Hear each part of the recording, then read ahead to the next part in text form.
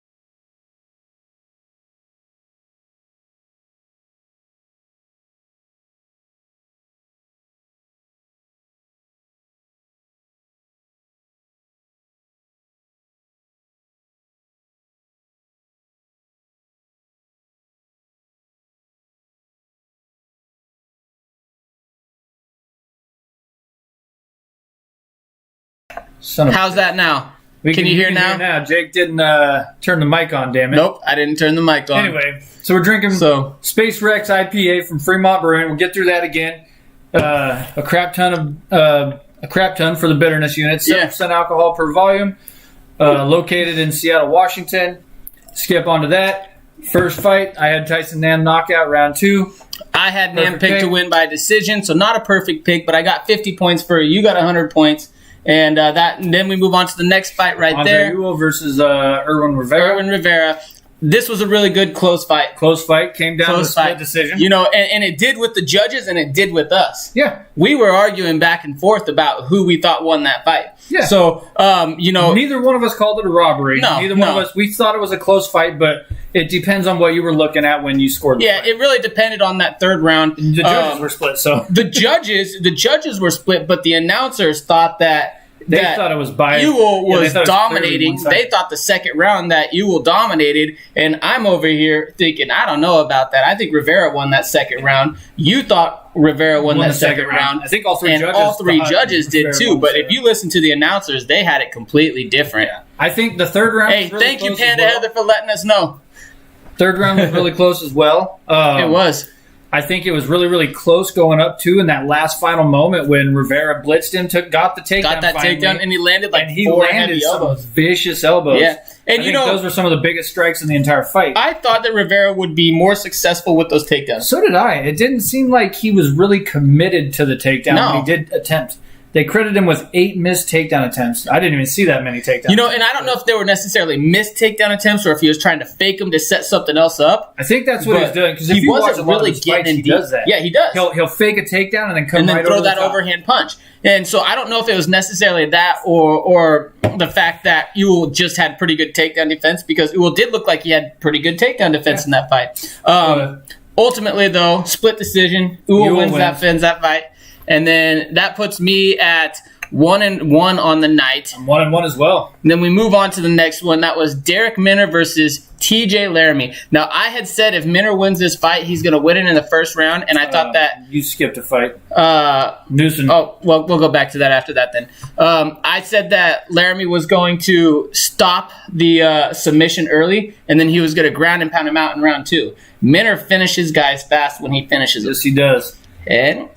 Minner choked him out in like 30 seconds. Here. So I got that one wrong. I had Laramie picked by knockout in round 2. I had Newsom, or not, god dang, we're on the other one. I have Minner picked by decision, and he ended up getting that victory. Crazy. I can't believe you picked him to win by a decision. So let's go back to the one that I accidentally skipped. This was the Journey Newsom fight. This is the one that I was most excited for on the undercard. Local guy out of Vancouver fighting, so. Yeah. Well, I mean, he's out of Portland, but... he's fought guys from Vancouver. He's fought in Vancouver. A lot. He's fought in the FCFF and all that type of stuff there too. Randy Costa did what Randy Costa does. Yeah, he got Journey to feint right, and he threw a left head kick. Mm-hmm. And as Journey feinted right, that left head kick found its home. And still to this point, Randy Costa, every single one of his wins is still a first round knockout at this point. Mm-hmm. So pretty good by Randy Costa. So I'm 1-2 at this point. Yeah, I'm 1-2 at this point too. Or no, wait, I'm 2-2 at this point. You're 2. I'm 1-3 at this point. Then, so then we move on to the next one here. That one was the Jessica Rose Clark versus Sarah Alper fight, and it worked out. And I had Clark by decision. Yeah, I had Clark by decision as well. I didn't really see Clark being a finisher. She's not really typically a big finisher. Yeah, I didn't think she'd finish her either because she's not a finisher. No, and Alper, Alper, like I said, in this fight, Alper needs to finish her on the ground. She needs to take her down. She needs to use that wrestling. She did get Clark down, but here's the biggest difference though. When girls wrestle in college, they do not do folk style wrestling. They do freestyle wrestling, which doesn't have the focus on the control like folk style wrestling that the guys do. Yeah. Right? So in freestyle, if you hold them down for about 10 seconds, it could be less. The refs are going to stand you back up to your feet because you have to try to work to throw them or turn them actively in freestyle. So it's not like folk style where you grind people out and hold them on the ground. All right, so round 1 starting here in this fight right here real quick. We got Kevin Holland versus Darren Stewart. Yeah. I've got Holland picked to win this one by knockout. I got him picked to win by decision. Real quick, let's finish off with this Jessica Rose Clark one here. Jessica Rose Clark was able to pretty much shut down Alper everywhere, even in the takedown department. Sarah Alper did get some good takedowns, but she wasn't able to do much with it. Jessica Clark got right back up to her feet, and then she ended up finishing her in round 3, which was interesting. It should have been finished earlier. I didn't see that fight, so she threw a knee that was, borderline illegal if you look at it, but it turned out landed a nut shot on Holland. This has been this has been the theme of the pandemic is extra nut shots. But anyway, so Jessica Rose Clark throws that knee to Alper. Alper's kind of in a squatted position, but her butt's off the ground by about a half an inch, so it was barely legal. When she threw that knee, the ref thought that the knee was illegal, stopped the fight. Sarah Alper's nose was crushed. The fight should have just been stopped altogether, but as soon as the ref learned that it wasn't an illegal strike, he resumed the fight on. Now, the announcers were saying that in the event that they go to a video review, which they have now, if they go to the review, the fight doesn't continue. I don't know about that for sure. I have to look at that, but they were confused as to what was going on and why the fight was continuing because it went to the video review, and apparently the only thing that it can do is it can change, like, say, an illegal knee. A knee was deemed illegal that ended a fight. It can change that so that it's not deemed illegal if it actually wasn't. It can't change the active outcome of what's going on during the fight, only after or something like that. I don't fully understand. Dude, Holland's working some nice leg kicks. Stewart landed a good left there just a minute ago. So we got that one correct. We didn't get any bonus points on that one. That's an extra 50 there. That puts me at 2-3. Ooh, Stewart just landed hard. I'm at 100 points total. He's blitzing. Ooh, Stewart hits a good uppercut. Oh, no, that was Holland. Holland landed, too. They're swinging. Jesus. Oh, my goodness. Holland's got Stewart up against cage. Okay, on to the Bueno Silva versus Mara Borella fight. I missed this one as well, and apparently it went down to the ground. It went down to the ground pretty fast. Not much to say about that. Bueno Silva made me look like a fool. I said that I didn't think she had very good jiu-jitsu, and I still don't necessarily know if I feel like that. But she caught that armbar quick on Mara Romero Barillo and tapped her out fast, and that was the fight. And I had her picked by submission in round 1, so that was a perfect pick for your boy. Yep, that was not a good one for me. Then we move on to the next one, Damon Jackson versus Mirsad Bektic. Damon Jackson was a short notice replacement. He stepped in on this fight. I thought Mirsad Bektic would win this fight with a knockout in round 2. Same here. And he kind of looked like he was going to do that for a minute there. I thought for sure the knockout in round 2 was coming after that first round. Mm-hmm. He dominated. That was a 10-8 first round. It was a 10-8. I mean, at one point, and they put the stats up there, the striking differential was 58-1. Yeah, it was crazy. It's something like that could potentially even be, if you look at the judging criteria, could even potentially be a 10-7. And we don't really see them. They don't really throw them out there, but they're in the new criteria. And I think it's to help separate those closer rounds a little bit more with the 10-9, 10-8, and the 10-7, given that extra little room there. Dude, I love this clinch battle right now. Both guys are striking wherever they can. But what happened? Stomping on each other's toes. This is great. Round 2 didn't finish it. It didn't finish off in round 2. Well, it did finish in round 2. No, he finished it. Bektic finished it in round 3. Oh, that's right. It did go to round 3. Bektic actually tired himself out. He gassed himself out with how hard he was working. Yeah. The fight went into round 3, and he was just done. Yeah, I missed Damon Jackson took advantage of it and caught him in a submission, choked him out. That was the fight.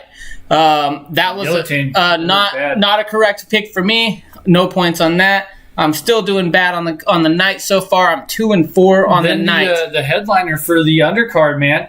Yeah. David Dvorak versus Espinoza. Jordan Espinoza. Yeah, I like the way that David Dvorak fights. Yeah, it kind of went how I thought it was going to go. I had Dvorak picked by decision. Looks like that was a good punch. You had Dvorak picked by decision. Mm-hmm. We were kind of describing it as a mini Yoel Romero with more volume. Yeah, with a little more volume. Because he just explodes through all of his punches. That's the way he does it. He just Stewart's explodes. in on a shot, but he hasn't been successful yet. He's going for a guillotine.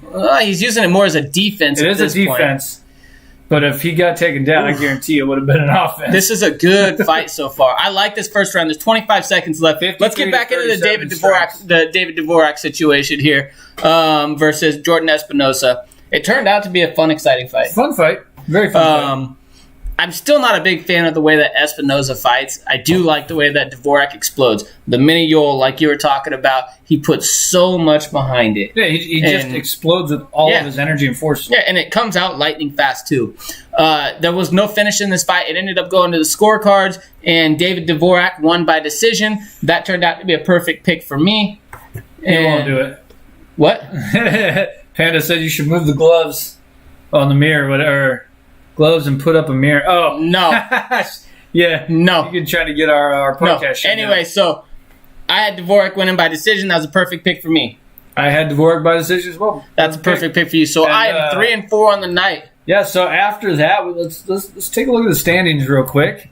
So in first place is JGH 1967. Oh shoot! She has 6 wins, 6 correct pick with off 2 of that decision 8-fight undercard, 2 perfects. And 1 semi-perfect. Nice. That's a lot of bonus points. She's getting mad bonus points here. This is a lot of bonus points for everybody. Look at this. Squirt General. He also has 6 correct with 2 decision perfect, 2 perfect, no semis. So that semi is the only thing separating those two. Well, I'm definitely not taking first. Lucas Ross and Bueno Knight both also have 6 points. Lucas has 1 decision perfect and 2 perfects. Bueno has 2 decision perfects, 1 perfect, and 2 semi-perfects. So he's all right. Round 2 starts right now. And you're looking at literally, I'm sitting in 6th place with 5 picks with 1 decision perfect, 2 perfects. Yep. And Jake all the way down there. I'm enjoying that last place spot. In the last place. Somebody's got to keep it warm. 3 correct and 1 decision perfect. But you look at the, so from 1 through 6, that's 90 points. That's separating. That's one perfect one fight. match. One fight One separating perfect. 6 spots. Not bad. Mm-hmm. Yeah, I'm pretty excited about this fight card right here. I was really excited about this fight right here in particular. I became a big Kevin Holland fan after that episode that we watched. Yeah.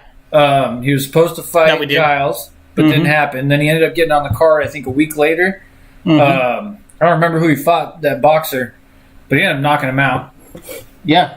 No, I like him a lot. I'm a big fan of the way he fights. But he's on his back right now. What do we got going on here? And Stewart, the interesting, he was the other one that went and fought in Cage Warriors. It looks like Holland's just taking a break, dude. He's not even trying to kick or anything. Well, I mean, the ref's not standing it up, right? Yeah. But Holland's not even throwing up kicks. He's not doing anything. No, he's just chilling. He's watching Stewart, making Stewart He looks react. like he's kind of tapping that knee real quick, and if Stewart plants it, he's going to kick that knee out. He might. Ultimately, the ref should step it up. Holland, neither guy's really engaging. BJJ, isn't he? Either you stand him up or keep him down or go down. One of the two. Something. But this is interesting. He's kind of like the ref needs to step in. There you go. There we go. Either engage or don't. What do I want for dinner? I told her Taco Bell. She asked you what you want for dinner on your podcast? Yeah, that's funny. I told her to message me when she was on her way home, but she said, I'll just watch your video instead. Well, no, I told her, she's like, how will I get a hold of you? Whose phone are you using? I was like, I don't know. We record these on our phones, so. Yeah, we use our phones as a webcam. Mm-hmm. We just use a little software to convert it, and we're good to go. Yep, we're good to go. But then I was like, just message me on leg kicks from Holland. What do you want from TV? Their new beef burritos are cheap. I got 2 of those the other day. What did I get last time? It's actually really good. That quesarito, the quesarito. It's like a quesadilla, a burrito wrapped in a quesadilla. You almost got that knee but missed it. Yeah, you did. Stuart walks in the middle, hands in the air, saying, "What's up?" Just give me one of those. I'll call it good. Thanks, baby. Such a tool. But so we got 2 minutes left in round 2 here. Yep. It's been a back and forth fight, but I still think, Holland has landed the better punches. I think so. I think he's landed more too. He probably had. He's thrown a lot more output. That's for sure. I don't know who's got the power advantage right now because those leg kicks are definitely a Holland advantage, and he buckles that knee almost every time. Round 1, Holland outstruck him by nearly 20 strikes. Round 2 is 30-14. Yeah, Holland's up 16 strikes right now. Yep. Oh, yeah. It's a good fight, though. Give me a thumbs up. Let's see. Oh, hold on. Is Holland going to go for a guillotine? What is he doing? It's not even pixelated unless you got a bad stream. From LC. Lincoln City. No, that's Lascano. What up, Andrew? You got to take the chat box off. I don't like that right there.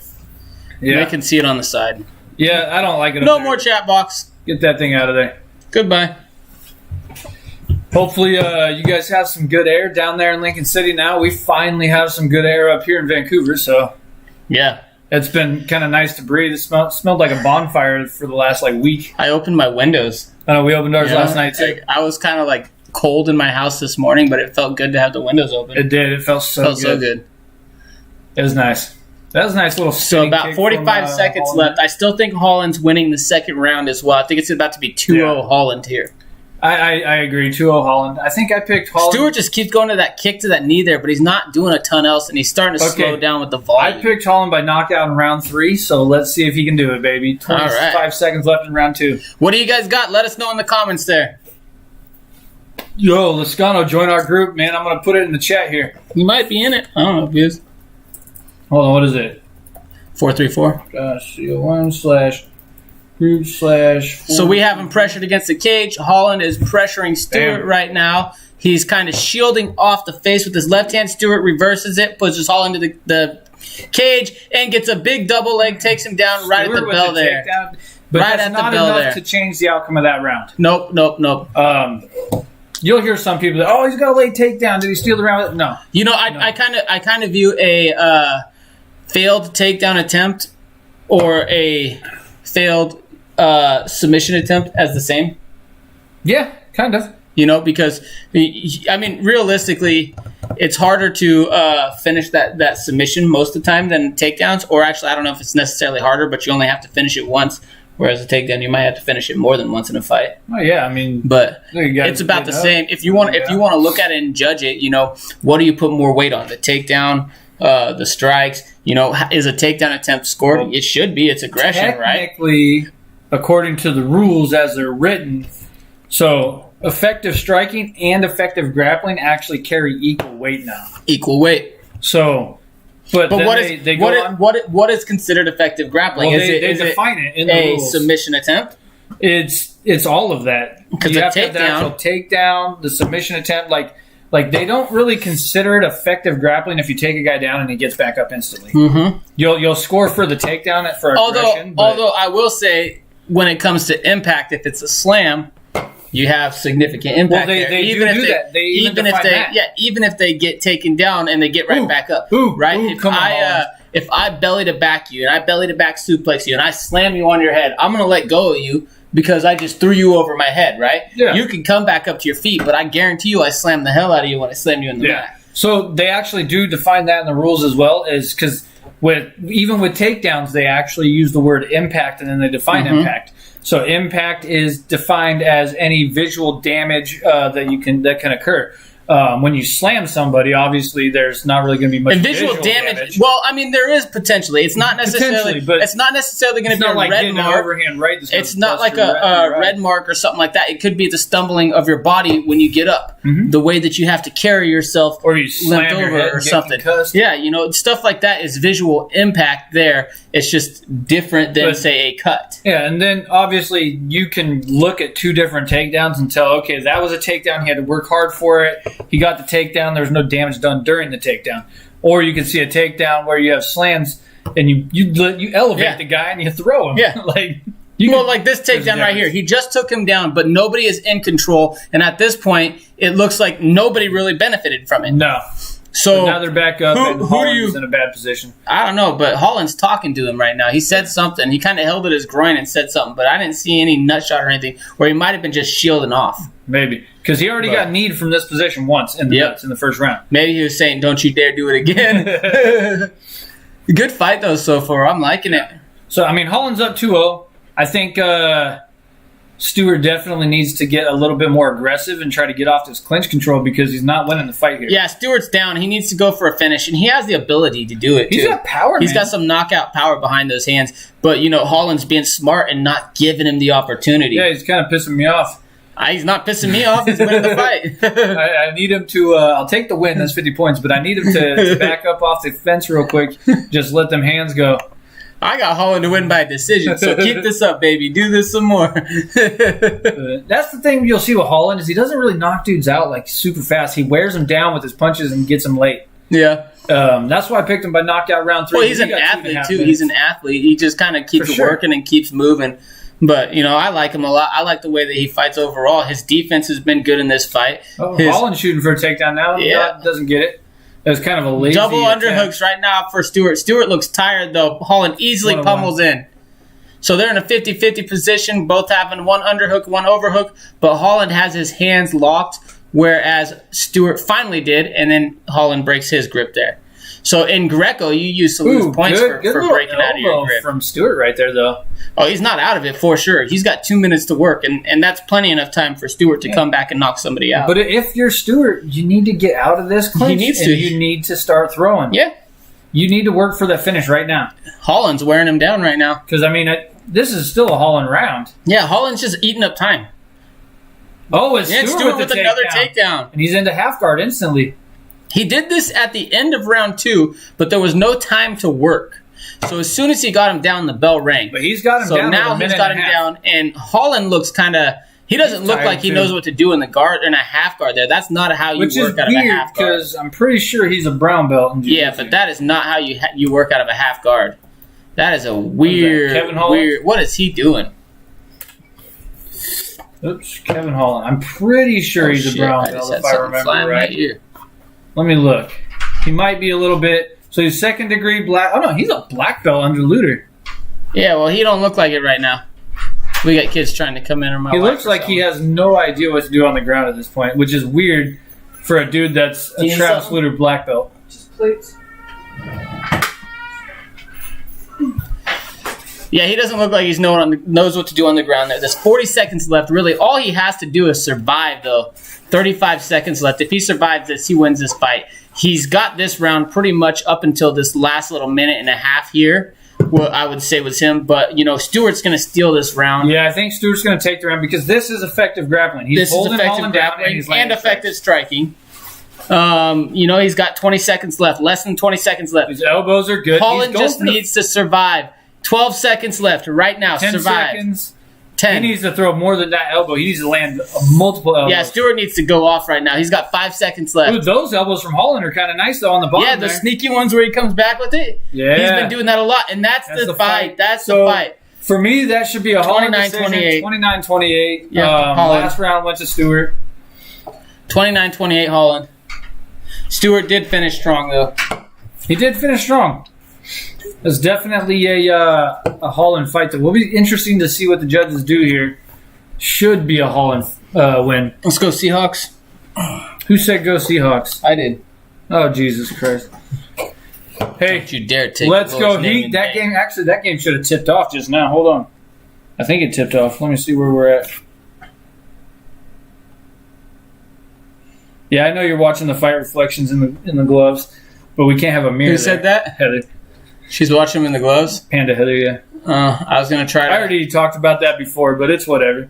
That's not bad. I was going to try to pull the Heat game up on here. I think I can put up 2 games. Oh, 2 screens? No, I can't. I can pull the Heat game. No, I can't. That's not on my Xbox. I can do 2 screens on my Xbox. I'll be pulling the Heat game up. Don't you worry. Hold on. Let me get this here. That's why I usually... Miami Heat, 2-0 over the Celtics. But tonight the Celtics do get Gordon Hayward back. He hasn't played since, I think... Why are we behind? August 17th? Weird. He's been out a few weeks, almost a month now, with probably a month. So yeah, tip-off. Oh yeah, tip-off is 5:30. So why are they not launched yet? It's 5:30. Maybe they're behind on another game or something, or maybe they're protesting. It's so we're in the conference final stage now. Lakers are up 1-0 on the Nuggets. They won last night. All right, wait, hold on. Oh, here's the decision. That decision is Bruce Butler. All right, so where's the decision? Gentlemen, after 3 rounds, we go to the judges' scorecards for decision. Rob McCarthy scores the contest 29-28. Whoa! Has it 29-28. Holland. Yep.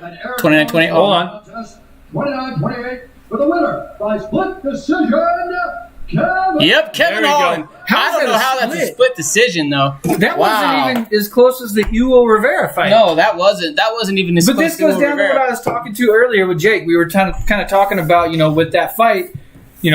because he was talking about an interpretation of the rules, and I'm looking at the rules as a literal 100%. You have to be, and for me, it makes sense to be literal when you have a rule set. But the hard part is there's just so many facets of the game. And the judges don't use the rules all the time. No, they look and they watch the fight just like anybody else. And they have to make split decisions, and they have to make those split-second decisions. Live, it's a little different. You have to make those split-second decisions. That everybody else gets. Nope, you don't get the replay. You don't get none of that stuff. You don't get the commentary that may affect you. Which is part of the cool thing I like about us having the commentary off is we're not swayed by a Joe Rogan or a John Anik or any of their stuff. Just like when we were watching the prelims earlier during that fight, they made it sound like it was super one-sided. And it definitely drives me out of my mind when commentators. And you're talking about the Irwin Rivera fight, right? And last week with Michael Bisping, when he said someone was being far more aggressive, and then it turned out, he threw way less strikes. And the other problem is Michael Bisping is not a person who should talk about the wrestling category.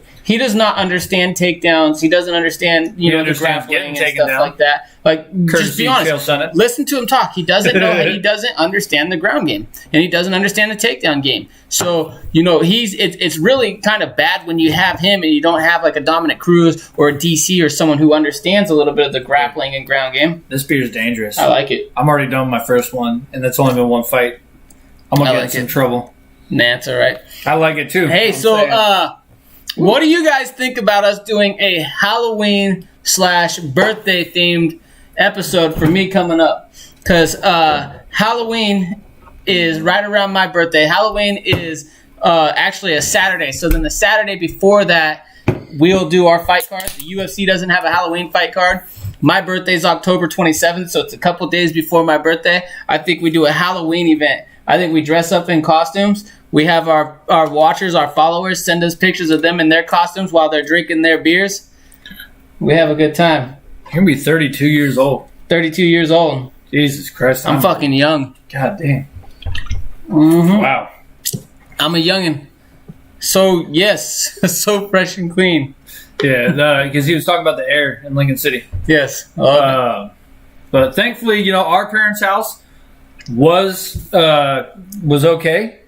Our stepdad was able to go back in, I'm curious how much damage they have from smoke. I don't know about the smoke damage, but I do know that there was over 200 houses 200 structures. It was 243 structures, I think is what they said total, that were completely gone. Mm-hmm. And then there was several more that were actually burned.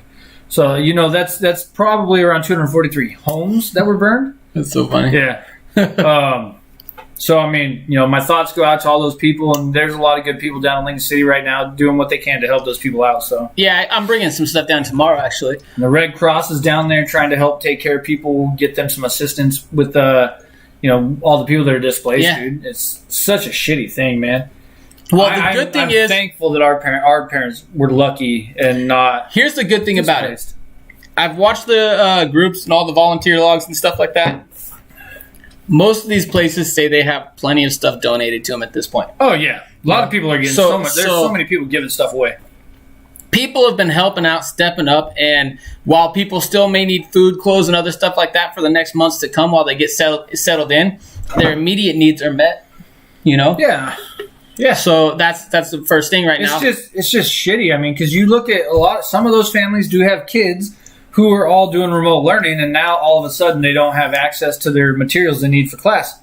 And so, it's 2020, man. God, dude, what a year. Yeah, crazy. What a year. Crazy. So I talked to my wife. I said, we need to get, what we need to do is we need to set up just a bug out, just a general bug out, just in case there's ever a thing where maybe it's a flood. Maybe it's a fire. Maybe it's something we can grab up and just throw it in the back of our car and go. And not have to worry about loading out. Yeah, you need a go bag. But where, I don't know. I don't know where you go. You fucking figure it out when the time comes to figure out where you can go, huh? Well, when we lived in Lincoln City, where we went was up in the mountains. Well, that was because we were running away from tsunamis. That's the only place we had to go. Go to the highest point you can. Get away from the tsunamis. But now it's here, where do you go? We got the gorge going all the way down with the Columbia River, so if we try to head that way. Well, see, and I was just thinking about it because everywhere was on fire around us, right? Everywhere. You can go anywhere. So where do you go if it closes in on all directions? Yeah, for us, we're kind of in a good situation for fires because fires aren't going to get to our homes. Well, it might, but there's a very hard chance with all the infrastructure here because there's so many roads and everything. It would have to jump roads. If they came from Amboy and pushed through this way. Well, there was a little fires out that way, but they were able to get them contained. They were able to get them contained, but those would be the ones that would be dangerous. Yeah. So, but I mean, the air quality was. We had at one point the worst air quality in the entire world. Worse than China. Yeah. Like, dude, it was bad. Well, and then on the news the other day, they were talking about how our smoke had reached all the way to the East Coast, and they were dealing with the effects of it. Really? Yeah. That's crazy. Yeah. Because the graphics that I saw on the news, the smoke was actually being pushed out into the Pacific. Like, if you look at the graphics, it shows all the smoke going out. Like, it was almost reaching Russia. Like, it was going right along that lane. I would imagine that's probably a lot of it. Dude, that's crazy. But what happens when our wind shifts all the time? They change directions everywhere out here. Yeah. We have a bunch of microclimates. Let's take a look at those standings real quick now that Kevin Holland got that decision. So JGH with another win. She's still sitting firm in first place there. I got a win there. Looks like 1 through 4 was unchanged. JGH in 1, Squirt General 2, Bueno Knight 3, and Lucas Ross 4. So, yeah, 1 through 6 was actually unchanged. I don't know. Killa looks like he was still there. It looks like nothing changed. I think everybody had Kevin Holland picked for that fight. So what do you think about that situation with Michael Chandler coming over? It's an interesting situation because, so for those of you that don't know, Michael Chandler, he signed to the UFC and was instantly slotted as a backup for the title fight in case something falls out. Now, Khabib has a history of falling out of fights. Yes. Gaethje, not so much. Nope. But, so, I mean, it's good that they're having a backup. I like having a backup. But what if it's Khabib that falls out? Are they making an interim title, or are they going to just strip him? I don't know. It's too early. Because it's been a while. I don't know. It hasn't been a while. I feel like it's still early. I still feel like it's still too early compared to some of these people. What was his last fight? Dustin Poirier? Yeah, it was Dustin Poirier, if I remember right. But either way, I still think it's too... I don't know. That was a little while ago. He had to go through his Ramadan stuff. And then his dad died. And then his dad died, and COVID happened. So it's not like any of this stuff has really been, his fault. He has a history of Ramadan but not even doing before fights. That, he still has a history prior to that, he has a history of pulling out of fights, yes, for injuries and other stuff like that. Yeah, that was scheduled like 27,000 times. Well, and that Tony Ferguson fight was both of them and forth. It was funny because it was like Khabib, then Ferguson, then Khabib, then Ferguson. Every time it got scheduled, one of them were getting knocked out. Yes, or COVID happens and pushes it off, and then somebody makes a bad choice and gets stuck in Russia. Yeah. So... I don't know. It was crazy. But yeah, so that last fight was over a year ago. September 7th, 2019. But it's not, I don't think that's early enough to say let's strip him, especially when there's talks of him fighting. It depends. If he doesn't make this fight. Then do you make it an interim maybe? That's what I'm saying. Do they make an interim or do they just strip him after a year of inactivity? Because then when's he going to fight after that if he doesn't make this one? What's the reason? It depends. Yeah, no, what's the reason? Yeah, exactly. If he gets hurt, like maybe he breaks a bone or something. Can't fight. He's out for another 6 months. I say strip him. Okay, pull him. If he shows up, maybe 2 years. If he shows up and there's a COVID testing, they're like, "Oh no, you have COVID." Not much you can do about it. COVID only puts it 2 weeks, so can't strip him on that. Unless he decides to say, "Well, no, I'm not fighting in 2 weeks. I'll have to do a new training camp." Yeah.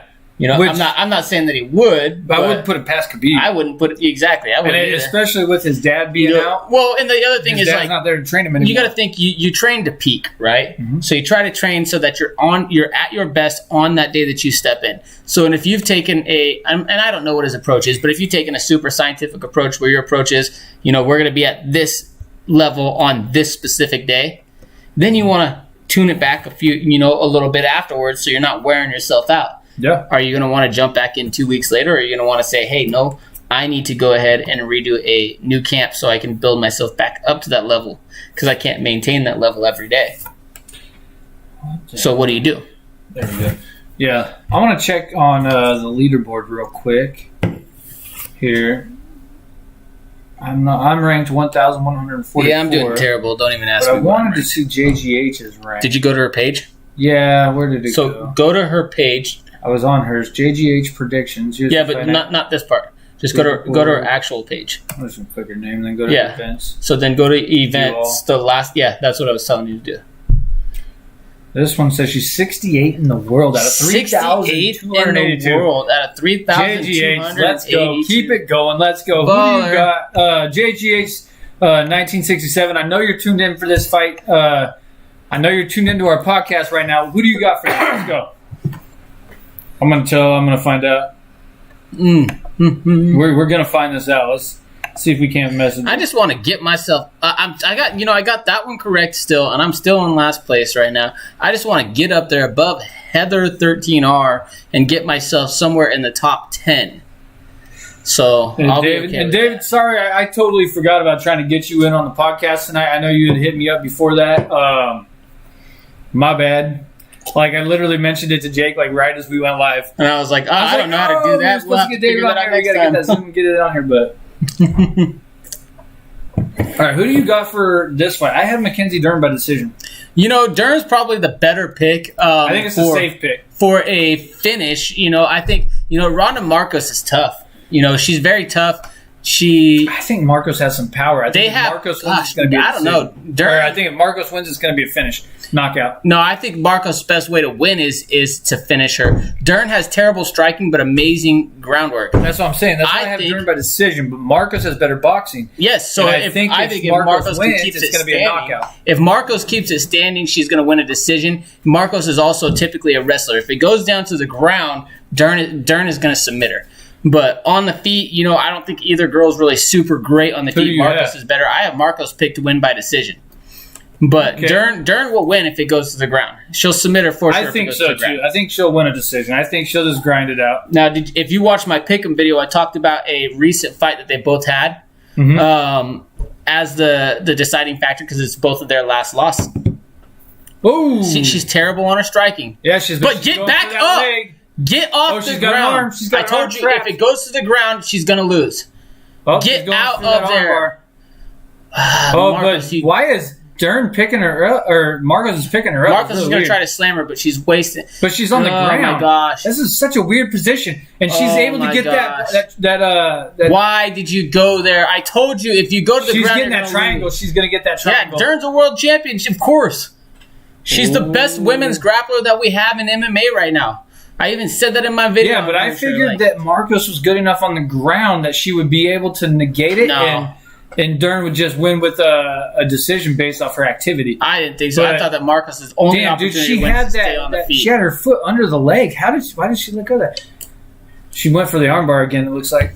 She's setting her up. She's going to rip that shoulder apart is what she's going to do. This is crazy. Dude, this is fast, too. Now, in this situation, you have to credit Dern because she is actively looking for the submission, even though Marcos is on top. Well, that's exactly it. Being in top position does not mean you are in the best position because right now, she's in defense mode.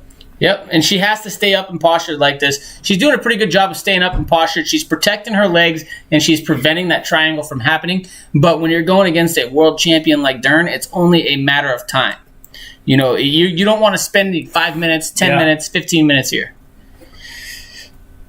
It's a bad spot for Marcos, but like I said, I think that Marcos is good enough. She's got that arm isolated. Direction, but she reversed her, though. That was good. I think she's good enough. She can negate the submissions. I just don't think she's good enough to... There's 3 minutes left in this round. And really doing what she needs to do. Dern's in a mount position. 3 minutes left. Yeah. Kind of like a half guard side mount type thing. She goes transitions to... Yep. Marcos is tough, though. Marcos is never out of any fight, though. Yeah. See, this is where this right here is exactly how I thought the fight would take place. You would see Dern on top, working for submissions, Marcos defending, but that would be pretty much it. I don't think Dern will get the submission, but we'll find out. No, she's going to get it. I have no doubt in my mind that she gets it against Marcos. And you picked Marcos by decision, huh? Yeah. If it goes to the ground, I said that Dern will submit her. But, I thought Marcos was going to the ground. Well, I figured Marcos would be smart enough to keep it on the fucking feet because she knows how to wrestle a little bit. And that one wasn't even a takedown. She credits herself as a wrestler, but she could have backed out. That's what I mean. That one wasn't even a takedown. She didn't even try to back out. Crazy wild kick and slipping on her back. Yeah, and then Marcos just diving in on her.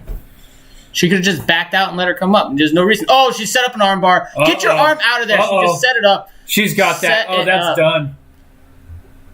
Although women are a little bit. Oh, that's it. She's got that. Nope. Wait. Here she almost tapped. She almost tapped. She's just got to control her thumb. Get her thumb pointed. Women there you go. Are a little bit more. Yes, that's it. That's it. Oh no! She's controlling her thumb. Good. Look at what she's doing. She's pointing her thumb in the right direction so that the pressure comes off the elbow. Defending extremely well. Nice job. So if that thumb is up, oh my God, that thing is bad. Nope. She's got her arm. It's her elbow still bending. She's twisting her elbow. Actually, yeah, it's the right way. It's the right way. It's because of the way she's pointing her thumb. But look at that. This is getting to a point where it's getting dangerous. There it is. There's the tap. 1 minute. 17 seconds left in the fight, and Mackenzie Dern with the round 1 submission. Wow. Damn, bro. Nice job, Mackenzie Dern. Oh, Marco's defense was good there for a minute, but oh my God. I just told you there's no, But that's another 50 points for your boy. Dern is the best women's grappler in MMA right now. And so good. And, she's got, I think it was 31 world medals she has, and 21 of them or something like that are gold. Yeah, world and international championships. She's a monster, and I knew that if it went to the ground, she was going to win. And I said that, but I thought that Dern would be smart enough to keep it standing, and she had good enough takedown defense to keep it standing. But she just dove in on her. Dern slipped, and she dove in on her. That was the wrong idea. I don't know what Marco's game plan was if she was going to jump in on that right there. Yeah, I don't know why she would have wanted to go to the ground with Dern.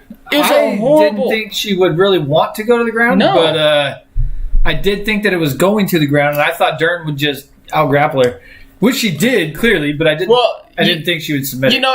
In this fight card, it was really hard for me to make my picks because there was some picks where it was like, if it goes this way, then this person's going to win. Yeah. Like the Derek Minner fight. If Minner catches him in the first round, he's going to win. Dern, if she catches it on the ground, she's going to win. And it's like these things are going right to where these people need to win. Do we have on this fight? Is that the fourth one? I don't know, a few of them, but... No, I think one of them was a third-round submission. I don't know, but there's been 3 first-round submissions, I think. Yeah, and these fights are going the exact way I said that they would have to go for the other person to win, and it's pissing me off. You should have picked it. Well, I didn't necessarily think that they would go those ways. It's like those are their routes to victory is to get to those spots. And then you look at Laramie. Laramie gives it to him right in that spot. He pretty much hands him his head, says, "Here, guillotine, choke me." He always puts his head on the side though when he does takedowns. And then, he did it before they were even on the ground. It was used pressuring against the cage, and instead of keeping his head up here, he put it right there in position for a guillotine and left it there, right up underneath. So Laramie did it, and then Marcos. She's just got to stand on her feet, and she wins this fight. What does she do? Dern slips, and Marcos is like, "Nope, I'm going to go grapple with you on the ground. I'll jump on you." It's like, why? Yeah, you're putting yourselves in the worst possible positions to win. I don't know why she jumped on her, but I'm glad she did because that's another win for your boy. Not for me. Your real boy. Let's see. So now I am at 7. Ooh. Fisty McKicker choke jumped all the way up to 4th on that one. That looks like that was a perfect pick for Fisty McKicker choke. Nice. JGH maintains first. Staying in dude, she has 3 decision perfects, 2 perfects, and 2 semi-perfects. She's in first place. Squirt General with another win. He's staying right on her ass, though. He's only 15 points back. Yeah, disgusting. And then Bueno's only 35 points back. He's staying right on her ass. He has 8 wins. 3 and then Fisty McKicker choke is right on JGH 1967's ass as well. Yeah, then Lucas Ross is right there. Well, that's still all on their ass. That's Lucas one match, Ross, right? It is. 50 points. 50 points is a correct without bonus, right? Yep. Any of these guys are right on their ass. Anybody within 50 points. Am I the only one that didn't pick her by the submission? Jesus. No, I'm the only one that didn't pick her by, or that picked her that didn't pick her by. You didn't pick her, period. I didn't pick her by decision, but I knew it was a dangerous pick. I just figured that Look at all these bonuses, though, man. Bueno has 3 perfect, 1 decision, or 1 semi, or 1 perfect. And I just want to hear. I want to hear Dern's speech. Is she going to have a Brazilian accent or an American accent this time? This time. Well, over the years, her voice has gotten progressively more Brazilian. I mean, she has a Brazilian dad, but look at the videos. I know exactly what you're talking about. That's why I laughed when you said this time. Yeah, look at the videos of her when she was younger. She talked like a regular, straight-up white girl. And then the older she gets, or the older she got, the more of this accent she started throwing in on her voice. Yeah. And, I get it. Her dad's Brazilian or whatever, but I think the accent's still fake, and I just want to hear her talk and see what she does with it. That's funny as shit, dude. Oh yeah, that was a wicked armbar, and Marcos did a pretty good job trying to defend there, but it's only a matter of time. You're going to look at her. That's bent in half. The entire time it was a positional battle of where's that thumb at of Marcos there, and Marcos did a good job of continually shifting the arm so it's not in the right spot, and then eventually Dern locked it up. That thumb was up in that hitchhiker's position, and she extended those hips on it with the tuck behind the shoulder. Got a good finish there. All right. The group as a whole is doing great tonight. Except for your boy. Yeah, you, not so hot. She don't have hands to show off. Thank you so much. I'm so happy. I feel like a little bit on my kick. I fell on the floor, so I think that's a typical embarrassed fighter thing, So, but I don't know why. She sounds like GSP almost right now. She sounds French Canadian. She's trying to mix it, and she's got her excitement overwhelming her that her real voice is coming out. You can hear the real American English coming out, and then it's like she sounds. Did you hear when she started? Thank you. She had such a hard accent, and then it's like the more she talks, the more excited she gets. Her real voice comes out. It's like the real American accent comes out. Sounded like GSP, like it sounded French Canadian, like from the French Canada, wherever that is on the a lot of Canada. Yeah, a lot of Canada. I think it's like the northeastern part of Canada is like all French Canada. Sure, a lot of Canada. Eastern coast side. As long as they can speak French and Canadian, they're dope. I guess that's cool. I don't know. French and English, like. Yeah, French and English. I said French and Canadian. You did. I was like, I didn't know Canada had their own language. They do. It's called Canadian, eh? I speak Canadian. That's why they say A and B. You just got to add A to everything you say. A boot and A, and you're speaking Jacob, Canadian. eh? We're drinking A beer, eh? What the shit are you talking about, eh? Speaking Canadian, eh? Yeah, eh? So stupid. Why is the video so far twisted that way now? I don't know what happened. Oh my god, dude, your thing slid around. It must have got hit or something. Oh, maybe when I moved this, it might have chunked. But I got the heat game up, so we got the heat game going. We got the fights going. Yeah. This is going to be great. Yeah, I don't care about basketball. Let's make it 3-0, baby. 3-0. Not white power. For all you clowns that think that's the OK symbol is white power. What the fuck are we even throwing that in the conversation for? Because the Heat are about to go 3-0. They're at 2-0 right now. White power. So 3-0. Oh, you dumbass. I know what you're talking about. Yeah, okay, thank you. Lefties are going to have a field day with that one. Yeah, you dumbass. Thanks to Reddit, or 4chan, I think it was. Dude, and they ran with it. They took the bait and ran with it. The biggest troll site. Dude, it was one of the biggest trolls of all time. They took the bait and just ran with it. It's one of the biggest troll sites out there, too. Yeah. What do you think, dude? It's fucking Reddit. I know, but lefties still go at it with that. I still think it's white power. It's the most hilarious shit. And it's funny. Oh, speaking of... It's not? I was watching Joe Rogan's podcast the other day, and he had Tim Kennedy on there. And they actually talked about it. And Tim Kennedy was, educating Joe Rogan on the fucking... The punch thing? The punch game. Yeah. Joe Rogan's like, what? I never heard of that. It's fucking What are you talking about? He's like, dude, it's a military thing. We do it all the time. It's not even a military thing. We do it all the time. Yeah, I don't know that it would be a military thing, but he said they do it in the military all the time. He's like, yeah, you got to stick your finger in the hole and then you don't get punched if you see it. And Joe's like, what the fuck are you talking about, dude? He's like, so all you got to do is if somebody looks at that, you get a punch. And it has to be below your hip, though. Yeah, it's got to be below the hip. It has to be below the hip. But Tim Kennedy... It can't be up here. It has to be below the hip. It was the funniest thing watching Tim Kennedy try to explain the rules to Joe Rogan because he just didn't understand why people would do that. Because it's fun. Because it's camaraderie. It's hilarious. It's just fun. Sometimes they do shit for fun. So Paulo Costa said he got up to 285 pounds. What? Yeah. There's no way. Yeah, swear to God. 285 when? When he was training with someone. Paulo Costa said... For what fight? I don't remember. He was training with someone. That's horseshit. There's no way Paulo Costa got to 285. He said it. Nah, he's talking out his ass. He's probably just blowing smoke. So, look, even then, Joe Rogan put a video out about it. Yeah, 35 pounds overweight. Oh, there's that. No, that's not it. Oh, yeah. On Twitter. That's true. So, somebody sent him a tweet saying that You said 285. That's true. Is it true that you weighed 255 when you trained with Logan Paul? Yeah. Yeah, 285. That's true. There's 100% no way he weighed 100 pounds more than the weight he's fighting at. I don't know. Unless he's like, dude, he has been stretched. He has been said to be carrying himself around 230, 240. That has been a rumor, but 285, 220, 230, I would say is true. 285 is a fucking huge, because that's a 20-pound cut. And what the fuck, dude? Like, I put on 6 pounds and it goes right here, and you could see it looking like I'm pregnant. Well, we're not eating horse meat. Yeah, but I'm just saying, 285 on your non-cut day, out of season. Nah, and then you're gonna cut all the way down to 185. No, especially with him, he has no fat on him whatsoever.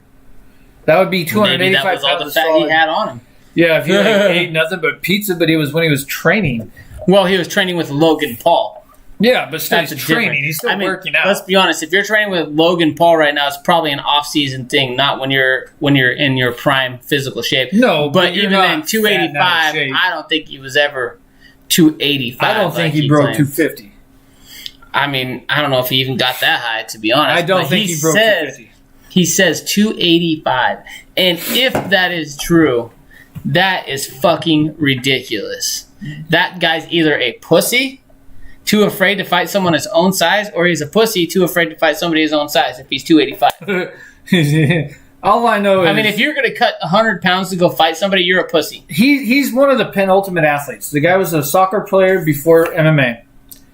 I don't see anywhere where he would have been ever fat in his career.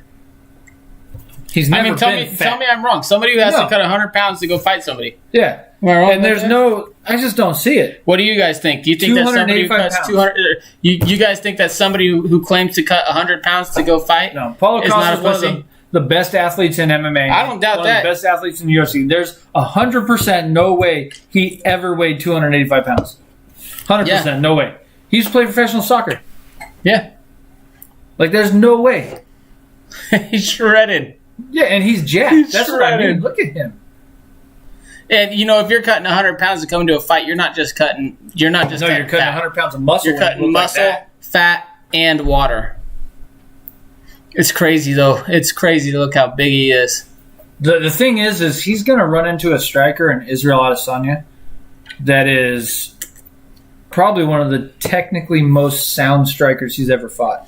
Yeah, I wish that the Anderson Silva fight would have happened a lot sooner in Anderson Silva's career, not when he was old. Yeah, the problem I have with that fight is that Adesanya could have finished Silva anytime he wanted to, but he didn't. I don't know. Silva didn't even look like he tried in that fight. It didn't look like he tried, but Adesanya didn't. Neither of them looked like they tried at all. They looked like they were just having fun, throwing fancy stuff out there. And that's kind of what Adesanya said. He's like, I have so much respect for him, I don't want to finish him. I don't want to send him out like that. I don't know though. It would be interesting to see Anderson Silva, who's actually trying to finish somebody, because Anderson Silva wasn't trying to finish anybody either. So I originally had Span picked to win. Yeah. But I switched to Johnny Walker after the... How am I going to make up points on you if you got the after the post-fight press conference, I switched to Johnny Walker. I was just convinced. I didn't know he switched to SPG Hall with him, though. He switched to SPG Ireland first. Yep. So, dude, I don't know. I just think he's going to do good. Here was my changing factor in there. Even though we talk about how tough Sam Alvey is, Sam Alvey is not world class. No. Span he's coming off of a split decision win over Sam Alvey. And for me, that was the deciding factor right there, because Alvey's just tough, dude. Alvey is tough, but Alvey's a guy like Johnny Walker, I think, would beat the hell out of Alvey. I don't think that I don't know if he'd finish him, but it wouldn't be a split decision. No. That's what I'm like. To me, when I look at that, I think that Johnny Walker would dominate that fight from bell to bell, even if he didn't finish it. You picked Johnny Walker? I picked Johnny Walker. I'm going to need to change my pick. Hold on. You can't. It's locked, dumb. But I can't be picking with you because you're not having a great night, so I can't be having the same thing as you right now. Except that every time I get it right, I get it right perfectly. Well, other than the first two. Yeah, that's true. I got Walker by you only have 4 correct. I've got Walker too, I think. But for a while, I thought that those were correct too, but perfects as well. Yeah, I've got Walker KO round 1. So do I. Oh, shit. It's not going to happen now. Yeah, probably not. I need to change the round here. God damn it. This shit's kind of heavy in my stomach. I don't like it.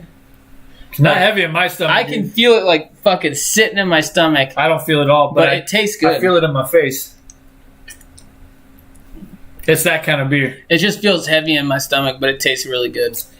I'm actually loving this beer. It's not so okay. It's a hazy IPA, so it's a wheat beer. It's wheat based, which hazy IPAs are wheat based IPAs. Mm-hmm. But it's not like a stout or something, an imperial that's going to have super high IBUs. It says the ACT for, I mean, it does. You can feel it off the beginning. It's got quite a bit of but it's something that you adjusted to pretty easily. Yeah, it's really well balanced. Yeah. Well balanced. I would 100% buy this beer again. And I'm not a bitterness guy. No, he's not at all. Not at all. And I would 100% buy this beer again. And it's making me feel great. Like, I feel phenomenal right now. I feel great, too. I drank that first one pretty quick. I'm drinking the second. I'm trying to pace myself in the second one, but it's almost gone, too. I'm drinking it pretty quick. Oh, I missed it. Hey, remember that one video where I was over here trying to swat the bugs? During our Pick'em show? Yeah. And then the lady thought I was on drugs. She's like, yeah, she said you were on drugs. So we have these little flies that... We're in Jake's garage. So when we film all these things, we're in Jake's garage. Yep. We've got our whole studio set up. We got a little section off where we set up our desk. We've got the background, obviously. We've got our lights. Everything's sitting here in the garage. We've got a TV up over there so we can watch. So everything's in the garage, but we're still in the garage nonetheless. You know what's awesome about this series right here? A fighter that's fighting tonight actually was on this series. Cowboy? Donald Cowboy Cerrone. We talked about that in one of our other episodes when you went and got that. I remember when you went and pulled that out of the house. It's more legit for this one right here because... Too legit to quit. So Johnny Walker's 11, Spawn is 12. Serkinov's... Wow, Misha Serkinov's still fighting too, and he's 15-5 only? Boom. When was the last... Damn, dude. I feel like, does Serkinov fight like once a year or something? Something like that. Wow. He hasn't been very active recently. No. Johnny Walker versus...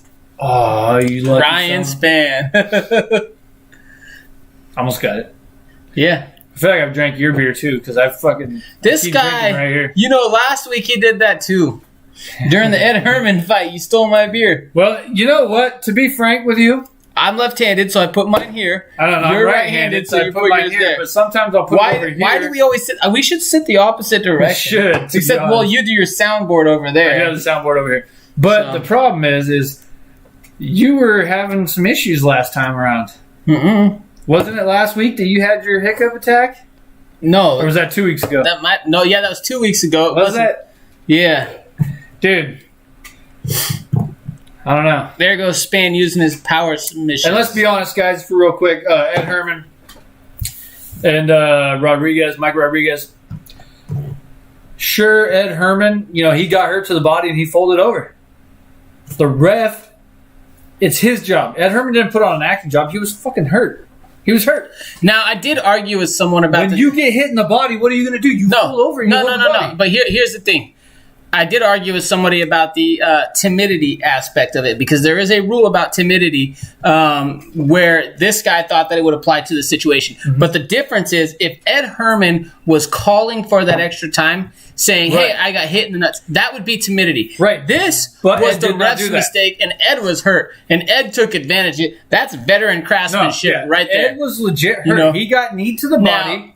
Legit hurt. Look, he doesn't reach for his groin or grab at his nuts until after the ref says it's a nut shot. And he's like, fuck, I'm going to play that off. Yeah, you got to. So he starts doing this stuff. Why not? That's good gamesmanship right there. In that exact position, who would not take advantage of the given time? And then not to mention, you sent me a picture. We were arguing there was one that was really close. So when that knee comes down, that knee does slide down. The second one dropped him. It does hit like right there above the cup. With the cup. And, I think it was on the way down that it more grazed it. It was on the way down. But it shifted the cup if you watch the video. It does technically shift the cup. So, and Mike Rodriguez did appeal. We'll see. He said he's going to appeal anyway. It's a bad choice unless you got the money to spend on it. We'll see what happens. But I don't think he wins that appeal because, yes, it was a mistake on the ref, but, yes, there was also contact with the cup at one point during that entire sequence. Yeah. Whether it was on the way down, whether it was on the way up, it doesn't matter. There was contact with the cup, and the cup shifts in the video. So you can watch the video. The cup does shift on the way down. He can still use that and say, yes, technically it was there. And even in the interview, he's like, dude, to be honest, I don't know where I was hit, but I was hurt. He admitted he was hurt. He was hurt. Yeah. And let's say this. Everyone said, Mike Rodriguez got robbed. Mike Rodriguez had 2 rounds where he was beating the shit out of him. Why didn't he finish him in the third? Why didn't he finish him? He could have done it in the third. You know, and that's not to take anything away from Mike Rodriguez. But Mike Rodriguez did a good job. He did, the ref did make a mistake. If the ref doesn't make that mistake, Mike Rodriguez wins by TKO. Definitely finishes the fight right there. But after that spot right there, Mike Rodriguez had Ed Herman hurt again. Ed's not the only one that got rest. Mike Rodriguez got plenty of rest during that time too. Yeah. Well, and let's be honest, during that rest time, Mike Rodriguez wasn't recovering from a knee to the body. No. He was probably in the better position to win that fight. Yeah, and he didn't. But Ed went all out, and that's the difference. And that's why I said when we, when you look at our reaction video, that veteran craftsmanship, that veteran savvy that Ed's got, like Ed came out and he went balls to the wall and won. Yeah. You got to do what you got to do to win the fight. And he did a great job. And it's not his job to stop the fight. The ref, did that. Ed didn't call for it. So you cannot put that on Ed. You can't. No, not at all. Hey, real quick, while you guys are here, we want to remind you guys before this next fight starts with Johnny Walker and Ryan Spann, if you have not subscribed, hit that subscribe button. If you're not a member of our Tapology group, make sure you go over to tapology.com. The group, the link is posted in the chat. Click on that there, and that'll let you sign up. Every time we do these shows, we are competing against every single person in our group. We're always looking to finish on top, but if you're finishing on top, you're going to get your name shouted out throughout the show while we update the rankings and at the end there if you win as well. And don't forget, we're still doing that giveaway for the 2 video games. And also, don't forget, if we can get to 500 Well, wait, before we get to that, let's talk about our video games. Who cares about that? We want to see you rap. Oh, I'm badass at rapping. If we get to 500 subscribers by the end of September, we only have 2 weeks left, guys. Not even 2 weeks, I don't think. What's today? The 19th? So we got 11 days left? 11 days. We got 11 days to get 500 subscribers to see Jake rap. If we don't get there, Jake's not going to rap. Yep, not going to do it. I got to see this. Come on, guys. He's been waiting. Help us out. I want to see this on live. I want to see him do a video. I don't care. He's got to see this. He's been waiting for that for a long time. 500 subscribers. Share it with your family, your friends, everybody you can. Share this shit out of our YouTube. Let's get 500 subscribers so we can make this guy rap. At 500, the real contest right now, besides me rapping for my own benefit, what benefits you is the EA UFC 4 video game. And I just played it before I came to Jake's house. The game is phenomenal. It's fun. We are giving away two copies of that. 2 copies of EA UFC 4. All you have to do is go over to our page. We have a video EA UFC 4 giveaway. Click on that video, like that video, comment on that video, and make sure you're subscribed to our page. If you do all of that stuff, you're in the qualifying for that game. And once we get to 500 people subscribed to our channel, we're giving those away. So help us get there. The sooner we do it, the better. If you do it before September ends, I'll be busting out a little rap. This guy's been waiting to hear me rap for years. I just want to see him do it on YouTube. And let's go. It's going to be the best video ever. I got some fucking wicked rhymes. It's going to be the best video Now, ever. am I freestyling or do I get to write something? You can write if you want. I'm just not going to put You're it to just going to rap. I'm just not going to put it to a beat. You're going to do it a cappella? Hell yeah, I'm going to do it a cappella. Oh, and hold on. Spawn right away with the takedown. Spanning with the takedown. But Johnny Walker is a brown belt in Brazilian Jiu-Jitsu. So, Walker back up to his feet right now.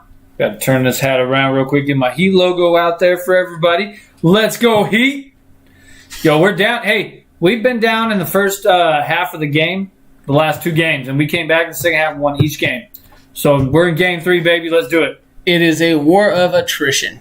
So right now we have Spann controlling Johnny Walker against the cage. He has head position, pressuring his head against Johnny Walker's chin there, and he has an underhook with his right hand controlling that hip there. Spann's doing exactly what he needs to do. He wants nothing to do with Johnny Walker striking.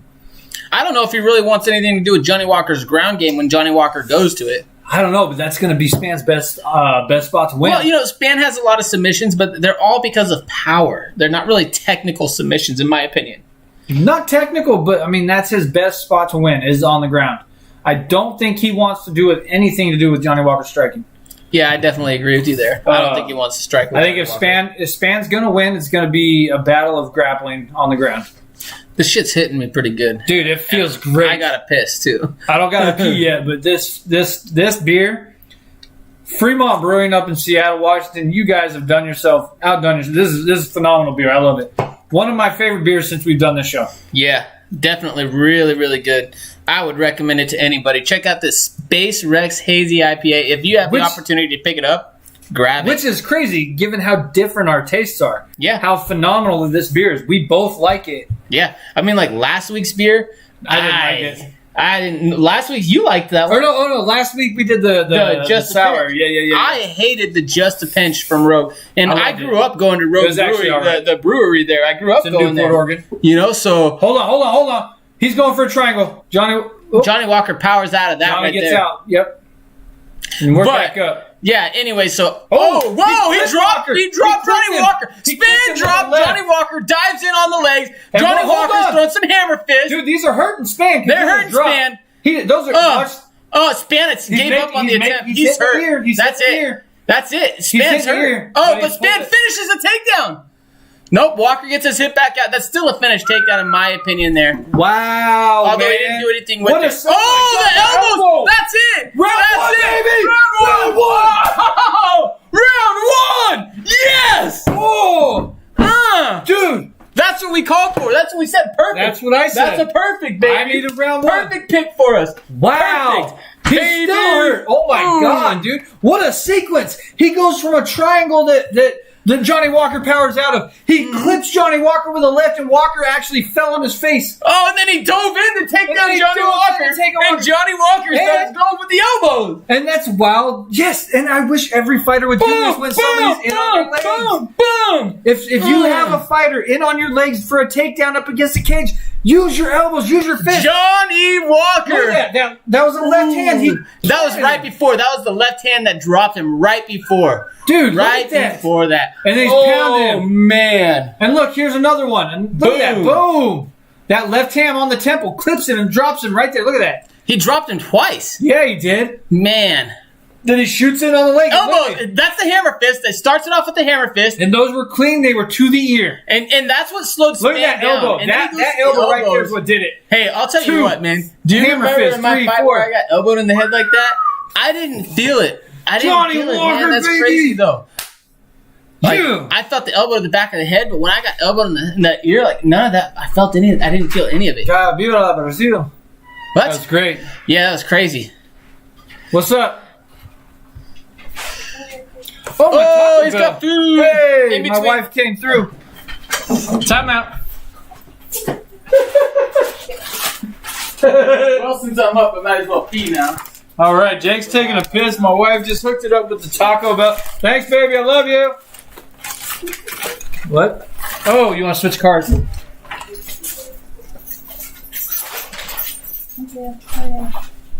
Okay. All right, I'm back. Jake's taking a piss. I got a Taco Bell break. I feel like there's more than my quesarito in here. Is there two of them? Wow. All right, what do we got? Let's see. Damn, what y'all know about that? The wife comes through with the Taco Bell. Yep. See here. So we got, let's take a look at the standings real fast. That was a perfect pick for me. Hopefully that moved me up. All right, move me up to 5th. Damn, dude. JGH is killing it. Another perfect pick for her. Jesus. Or did she get that one semi-perfect? Oh, Square General didn't pick Johnny Walker. He dropped all the way to 4th. JGH has a pretty commanding lead now. She's up 50 points on Lucas Ross, who's in number 2. Kill is number 3. Square General 4, and I'm at 5. But JGH and Lucas Ross, each with 9 correct picks. JGH has 3 decisions, perfects, 2 perfects, and 3 semi-perfects. Dude, 8 out of her 9 picks, she's getting bonus points on. Are they like JGH? No, I ain't moving up to heavyweight. What are you talking about? Damn, Uncle Wes.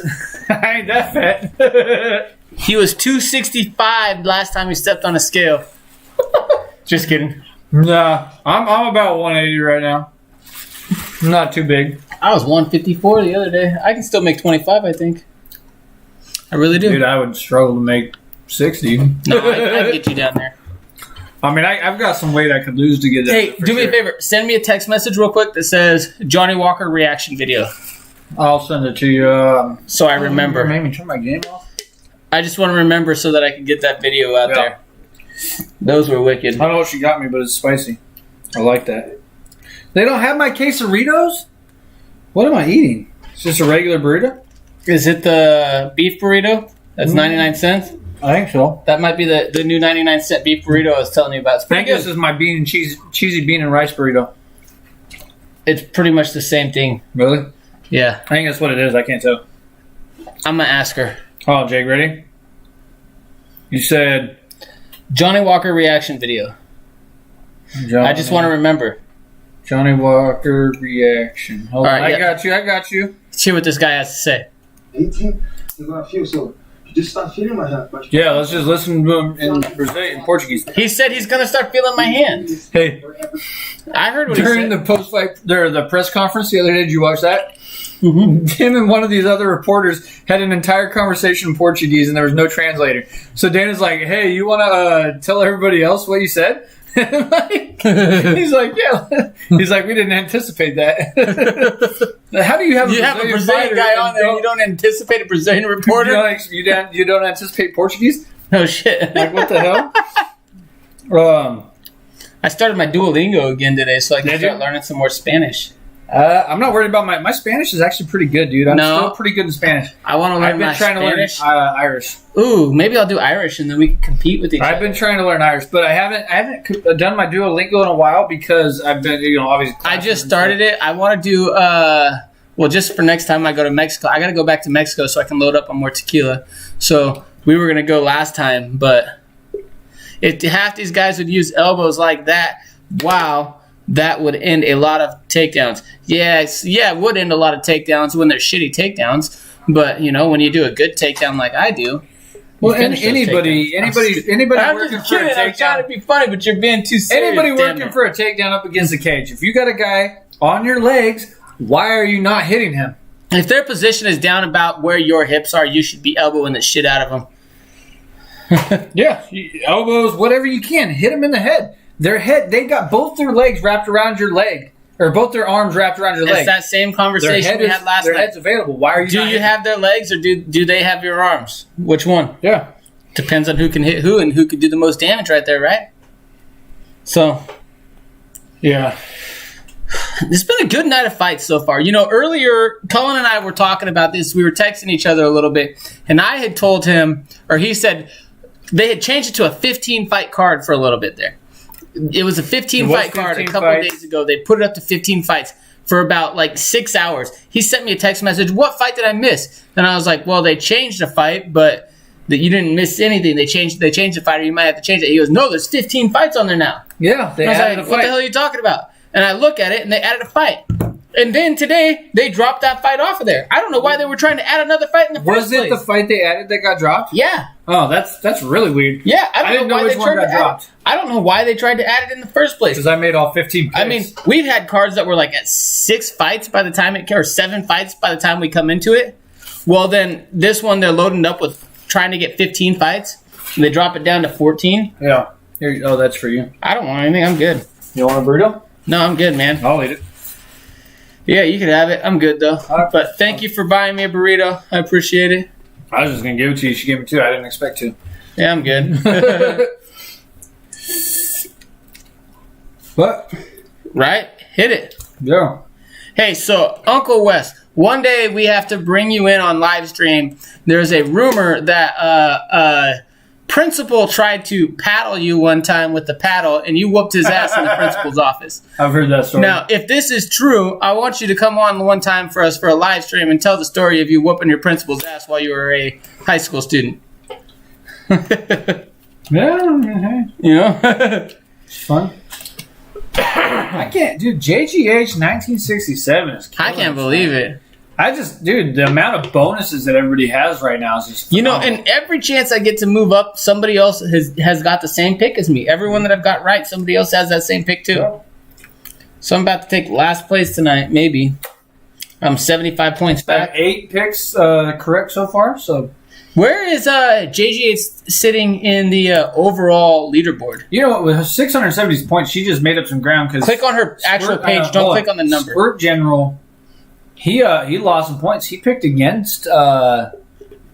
He picked Stewart to win that fight, apparently. Well, it's really not a bad fight. Cullen is a super heavyweight. Hey, super heavyweight in the belly. Yeah, Cullen said, buddy. When we got off air the other day, Cullen was saying that if you guys bowled right now, he'd beat you. I mean, I never said that, but I probably would. He totally said that. See, he said it again. I'll say it now. I don't know if Uncle Wes's back can hold up. I bowled with him last time. Well, that was a few years ago. Last time I bowled with him, when I went and visited Randy Adkison out in Idaho. Yeah, I remember. And then we drove out there to see Uncle Wes and them, and we went bowling. Yeah. So she's ranked 233rd in the world, which she's gone down a little bit, but she's still winning the fight. That's still pretty fucking badass. Still good. She's 9 out of 14 correct. I think she only. I always seem to do my best on Dana White's Contender Series. Yeah, you do. I'm like top 20 every time. So she got the NAM fight perfect. Look at that. It was the principal and the math teacher.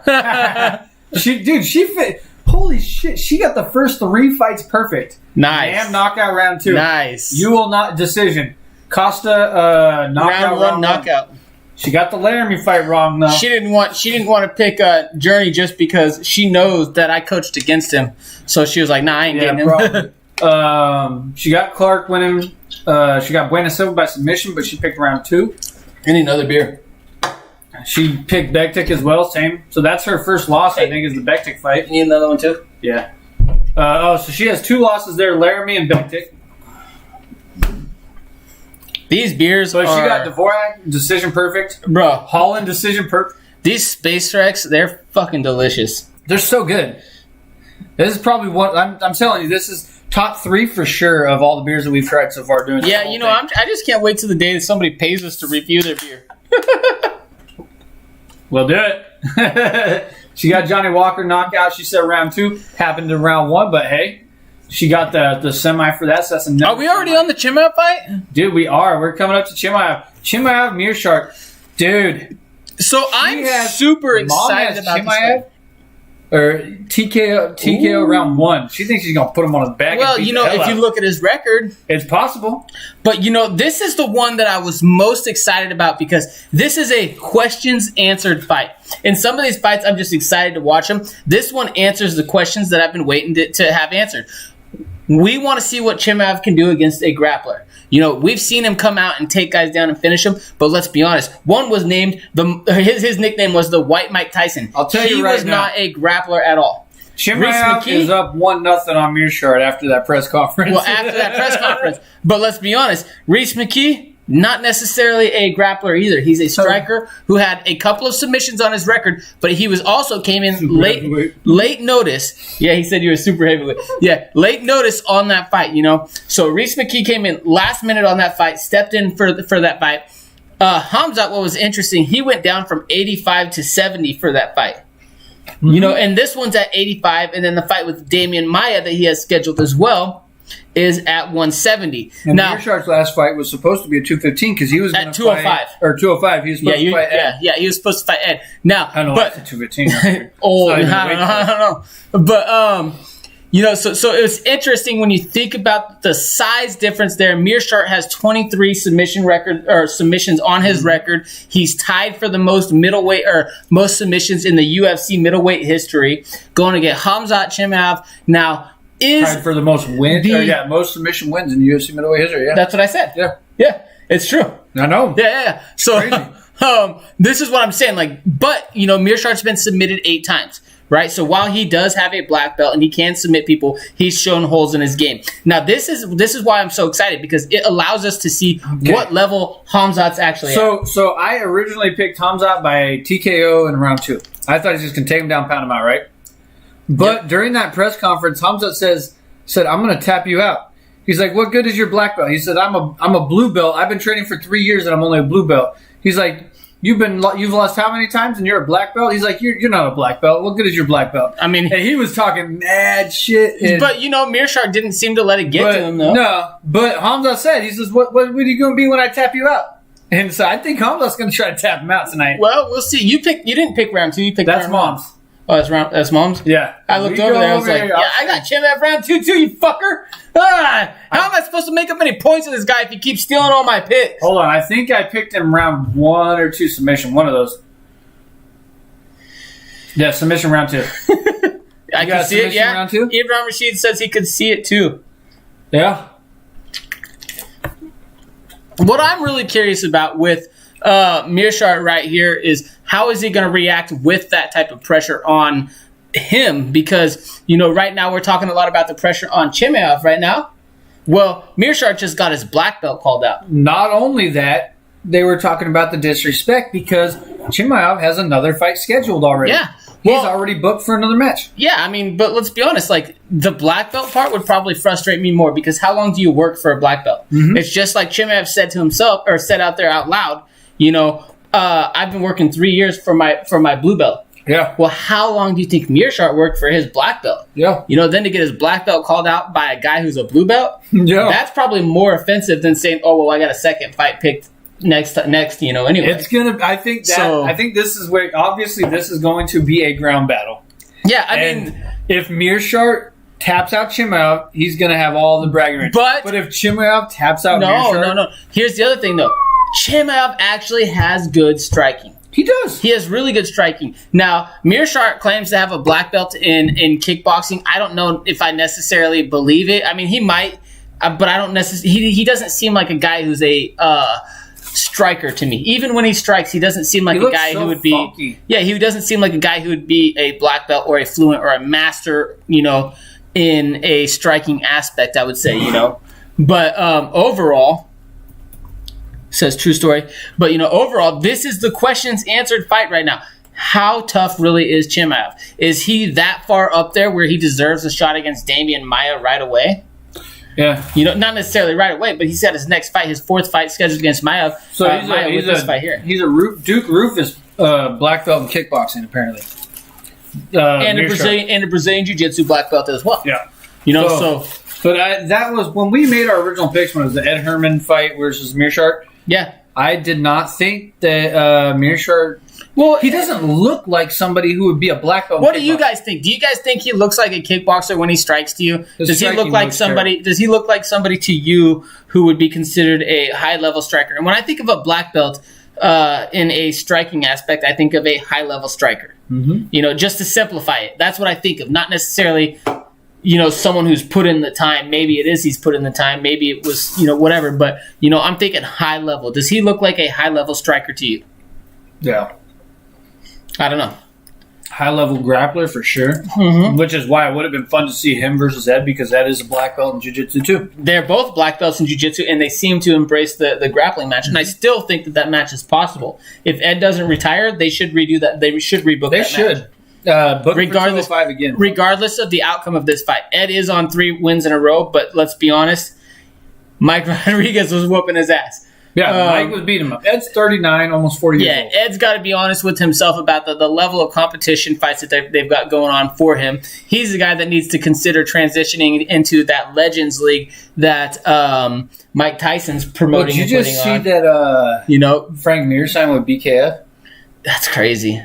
Frank Mir, that's crazy. I want more people to sign with the Legends League that because for a fact that I've been calling for a Legends League for how long? For years, I've been calling for a Legends League. Mike Tyson's doing it, and he says they're going to do it for all sports. It's going to be MMA. They're going to do wrestling. They're going to do boxing. He says he's going to do everything. These guys, like you look at Ed Herman. Ed Herman might not be facing the top guys in the world right now, but he could fight legends for another couple of years. You could throw them all in a league where they're all in there together. Why not? So, yeah. But here we go. We got Mearshart versus Chimaev. Oh, yeah. This is the fight that I've been waiting for. And the questions right now. Mearshart feels disrespected. He even said it. He does. He feels disrespected because of that double booking. Now, and then all the shit that Chimaev was talking in the press conference, that's got to compound it. Yeah, Chimaev stole that press conference, with all that shit talk. And, Mearshart might feel it, but what does it make you do? Does it make you lose focus? Do you come out and try to kill him and forget about your technique and your skills? Jose Aldo versus Conor McGregor. Exactly. So what's going to happen? But Chimaev, those Russians, dude, like, he's not even Russian, but it's just those. He's Russian. He's technically Russian. He's Chechen. But that whole area, Dagestan, like, all of that whole region, yeah. The land of Dagestani monsters is what I call that area, the Dagestani monsters. They all come out and they have this crazy mindset. They don't care about anything, but they're going to take you down and they're going to beat the shit out of you. Well, they're not so pussified like Americans who've been so sheltered now that they don't realize the difference between true oppression and not oppression. Yeah. Yeah, I just probably frustrated some people off, but... Probably, oh well. It is what it is. Fight's on. But let's go. Here we go. Chimaev's already being more patient with that takedown like I thought he would be. We'll see more striking, I said, and he comes out with a kick. Yeah. And Mearshart, for being the bigger guy, doesn't look like a bigger... Oh! Joe! Holy shit! With a right hand! Oh my God! Wow! I knew we'd see more striking, but I did not think that would happen. Wow! So much for that Rufus. Oh my God! To be fair, anybody can get caught in this game. Wow! Oh my God! I did not think it was going to be like Chimaev. that. Oh my God! Wow! Woo. The dude's the truth, man. He's the real deal. Said TKO round 1. Yes, she did. She got it perfect. Damn, that woman, man, she's killing it tonight. Oh my God! Wow! Thumbs up, Chimaev! I told you we're going to see the striking this fight. I did not know that was coming, dude, but I told you. That's just a 1-2. He goes 1-2, boom, straight right, boom. You're done. Look at this. In my prediction video, here's the feint with the left. Well, didn't even really feint the left. I literally told you guys. I told you guys. In the prediction video that Hamzat has... Yeah, see, he did face the left, okay. I told you he has good striking, and I expect to see striking in this fight, and I thought that it was going to be more striking we saw, and I cannot believe that he put him away with that right away, though. No, I thought... Oh, my God. I thought for sure Chimaev would take him down and tap him out just to prove a point. Shoot me another text message. Chimaev reaction video. You don't even need a text message. No, I do, because I'm going to be drunk after this. You're already drunk. Now he made me spill my beer on what's up. Wow, that was good. Wow. So we got 2 more fights left in the night. All I know is if you're in the 185-pound division, you better be ready because Chimaev is coming. If you're in the 185-pound, 170 pound, if you're anywhere between 170 and 185, you better fucking be ready because Chimaev is coming. We got the next question though. The next question is how is he going to handle a high-level grappler? Like we had a high-level grappler, but he put him out. No, we had a mid-tier grappler, and that's where I built him as a good grappler, but someone who can be beat and submitted. Right now, when you talk about Damian Maia is a real high-level grappler. Now that one's booked at 170. 170. We're a world champion. Damian Maia is probably the GOAT grappler in terms of the UFC. He's probably the best grappler the UFC's seen. For a while there, he was considered the best grappler at 185. Yeah. Then he went down to 170. He was considered the best grappler at 170. Well, he's especially outside of Chimaev with that double booking, he didn't even sweat. He's dry as hell. Hey, by the way, Julia Avila, you guys, another person recently who had 2 fights booked at one time. I know everybody keeps talking about the Hamzat Chimaev thing, but Julia Avila literally was at the same time Hamzat Chimaev scheduled for 2. She's got a fight scheduled for October 3rd against Sajara Lee, or was it Andrea Lee? Did I say? You said Julia Avila. Well, let me double check. She Lee. just fought last week. That might be why. It might be Andrea Lee. Because Julia Avila just fought last week. But anyway, Andrea Lee scheduled for 2 fights. Mm-hmm. October 3rd against... Or no, not Sajara Eubanks. she fought Sajara Eubanks on short notice. That was last week. Yeah, she fought Sajara Eubanks on short notice. Sajara Eubanks is fighting next week, by the way. Is she? She is. She's fighting next week. She just jumped in on short notice. Dude, look at that. She's taking a 65-point lead. Where's she at overall in the world? Let's find out where she moves. She's got to be pretty close up there. She's got to be top 100. That's a perfect right there. 3 perfects and 3 top semis. 100. Dude, she's got bonus points on 9 out of 10 of those picks. That's crazy. That's going to be top 50, dude. I'm saying top 50 on that. 137. No way. Well, okay, so we're 12 fights deep, though, so there's 2 lost fights in there. Okay, 137. Yeah, 2 losses. Okay, so with that. But even then, so look at the what they're doing right now in between the mats and in between the fights. With Kobe so shit. we do this in wrestling throughout the day periodically on tournaments. They'll clean a mat. They'll stop and spray it. It looks like the UFC's doing it in between fights. They're actually doing the whole cage, and they're actually doing all of the pads on the side. Shit. I want to hear Hamza talk. They're doing the pads on the side and everything. Hamzat Chemiyov, here he goes. Can't be on an odd number. We'll go 14. I can't stand when my volume's on an odd number. Who? David Converse. He's the same way. If he is, he fucking stole that from me. Ask my motherfucking wife. Ooh. Since we were in high school, it's pissed her off because I can't have an odd number show on volumes. I don't know why. It just drives me nuts. Hold on. Boom! He didn't even follow through on that punch. Did you see that? What I think is he pulled it back. Look at this. He pulls it back after he connects. Yeah, he didn't hit with any of them, but boom. But I'm saying he just pulled that punch. He like popped it and then pulled back. You know, is this more impressive than the Uriah Hall Ultimate Fighter run? Yeah, because he sent all those guys to the hospital. Yeah, but he was also hyped up to win that season and all sorts of crazy stuff. But Uriah Hall also turned out a guy who doesn't do well unless he's in a weird environment. Yeah.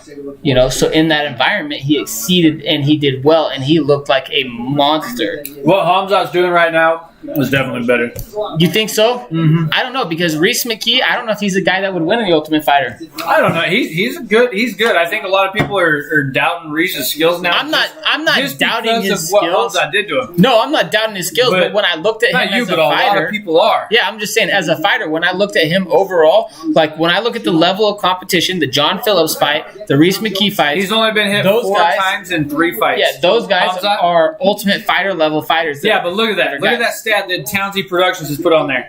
Hamzat's only been hit 4 times. Only been hit 4 total times in 3 fights. Which is crazy. That's better than Uriah Hall. I don't know. I'd have to go back and watch that season because you remember Uriah Hall was knocking these dudes out fast. And except for the one fight. But he was also the one fight did go to the decision. Or not the decision. It went to the end of the round, and he hit him with the spinning heel kick and knocked him dead. The spinning heel kick was great. But, you know, the other ones, there wasn't really much competition for him up until then. And even in that fight, it wasn't much competition either. It was just kind of him waiting. The bell sounds. He goes, boom, spinning heel kick, knocks him dead. My thing is, we got to look at the UFC and what they're doing in here, and Hamzat is just But, you know, crazy. Well, my problem is the only thing that I have a problem with in that John Phillips and Reese McKee is their new fighters in the UFC. So I say they're Ultimate Fighter levels. Mearshart is the one real test that he's passed, and I'm like, okay, this guy is really how fast legit. Did that go? Yeah, that's what I'm saying. This is the one where I'm like, okay, he's really legit. Now we're going to see Damian Maia. We need to find out. Damian Maia is another guy that can get knocked out in the first round. That's my pick. You fucker. As I say, he's another guy that can get knocked out. He's getting knocked out. He's another guy that can get knocked out. Maia doesn't have great takedowns. No, Damian Maia has a beautiful path to a back take, though. To a back take, but I'm saying his takedowns are not that great. No. So he's not going to be able to take Chimaev down, I don't think. But we have seen time and time again where Maia has submitted high-level wrestlers. Mm-hmm. Time and time again. Now, and with his beautiful, specific path to a back take that he has, is it something he could get on Chimaev? But like I said, and like we saw, going to take it down. Like I said, and like, that's what I'm saying. He doesn't have to go to the ground for Damian Maia's back take. I don't think he will. Damian Maia's back take isn't from the ground; it's from the feet. So his back take position is coming in a clinch. You know, we'll see. But like I said, we got to see what happens with the striking. Chimaev, right there on that striking, great. But you and I have to agree, though. Meerschaert, even though he has a black belt in kickboxing, he's not that high level of a striker. I don't know how he can be. I don't know how he got his black belt in kickboxing. First of all, I'd have to go research like his history more. It might be a longevity thing, but from what I see, what I've seen, and when I've watched all of Meerschaert's fights in the octagon, he does not look like he has high level kickboxing. Do you guys think differently? Let us know. What do you think? Yeah. All right. So what fight? He said Chimaev Maga. Oh my God, is that Maga? Chimaev Maga. I don't know what he's talking about. Krav Maga. Chimaev. He's being a fucker. What he's doing. That's funny. Well, it's more effective than Krav Maga, so I'd rather learn Chimaev Maga for sure. Krav Maga don't work against nobody for nothing. That's hilarious. Well, since Sean Jones first became the UFC light heavyweight champion in March of 2011. Ooh, I'm so excited for that, you guys. Dominic Reyes versus Jan Belowski. That's I said Belowski. What the fuck? Yeah, I don't know what the hell you're talking about. I don't know. I'm drunk. It's hitting me. Jan Blachowicz. What the fuck did I just? Belowski. It's not even spelled Belowski. No, it's not a Sugar Cola Townsend. Way to jump in late. These are called Space Rex IPA, baby. Space Rex IPA, baby. Hazy IPAs. These are drinking that Surge Cola. You didn't say sugar. Surge Cola. Remember Surge? Yeah, I remember Surge. Yeah, buddy. Used to get that stuff's out still. It's disgusting, man. Yeah. So as a lot of stuff that I have tried as a kid. I tried Cheese Whiz. Terrible. No, you know what? I like Cheese Whiz as a kid. I can't do it. I loved it as a kid. Can't stand it now. Surge, I loved it as a kid, and now I'm like, what the fuck am I drinking? Kaylin always tells me every time I buy something, I'm like, oh, dude, I used to love this as a kid. You don't have Reyes pick. Ooh. I think I'm rocking with Blowers too. Well, we'll see. We'll see what happens here. I'm not making an official prediction yet. Yeah. But I can't believe you got JGH. I will say though, if I had the opportunity and I had the ability to, if I had the time to change some of my picks today, I probably would have. Like I told you, I have a policy when we make our picks, I kind of lock them in unless we do a video changing. Yeah, I mean, right. And I didn't do a video changing them, but there was like 3 or 4 of them on the undercard, and I told you I didn't feel good about those picks I made, but it was like they were already recorded and in. Nico Price versus Cowboys. I didn't want to change it, but you ready? No, Surge. I think Surge has a little bit more of a lime greenish color. This is a little more dull of a color. Surge is more pop. Yeah, more poppy, but Surge in a can. I like that Space Rex helmet, or that art right there with the helmet on the T-Rex and the spacesuit and stuff. That's pretty cool. Yeah. Donald Cerrone. So Chael Sonnen just put out a video saying that 2 of his funnest times that he's ever had in his life were with Donald Cerrone, and in one of them he's talking about in Portland. They go to this gas station. And he tells these guys, get whatever Coors you want, however much Coors you want. Coors? Yeah, well, then he goes up to pay for it, and he whips out this card. Apparently, Donald Cerrone does not have to pay for Coors beer. Coors covers it. So however much he wants, he just has to whip out this card wherever he goes, and he can get as much Coors as he wants. You know what? I wouldn't be buying beer either if I was getting it off. Actually, that's not true. If it was Coors, I'd be buying beer. I'm not going to lie. I like Coors, but I like a lot of stuff way better than Coors. Yeah. I'd still buy beer. I'd have a large reserve of Coors stacked up just in case of the apocalypse. But I don't feel like I've drank Coors since my early 20s. Well, since I started making more than minimum wage, I don't feel like I've drank Coors. Yeah. But we also live in the Pacific Northwest where we're spoiled. We are spoiled with beer here. All right. Who do you guys got picked? Donald Cerrone Freemont Brewing, or Nico Price right here? You ever had anything from Fremont? I was asking. What are you talking about? Oh. Hey, put in chat. If you guys have any beer recommendations for us to drink, put it in chat right now. If we've already drank it, we'll give you one of these. I'll tell you our review of it, or you can go watch our video. We already reviewed it. We already did. But this name is the hybrid because but yeah, this Space Rex is delicious. Sticking them back there, right? I usually put them back there. I don't know. I know you usually do. That's why it's weird.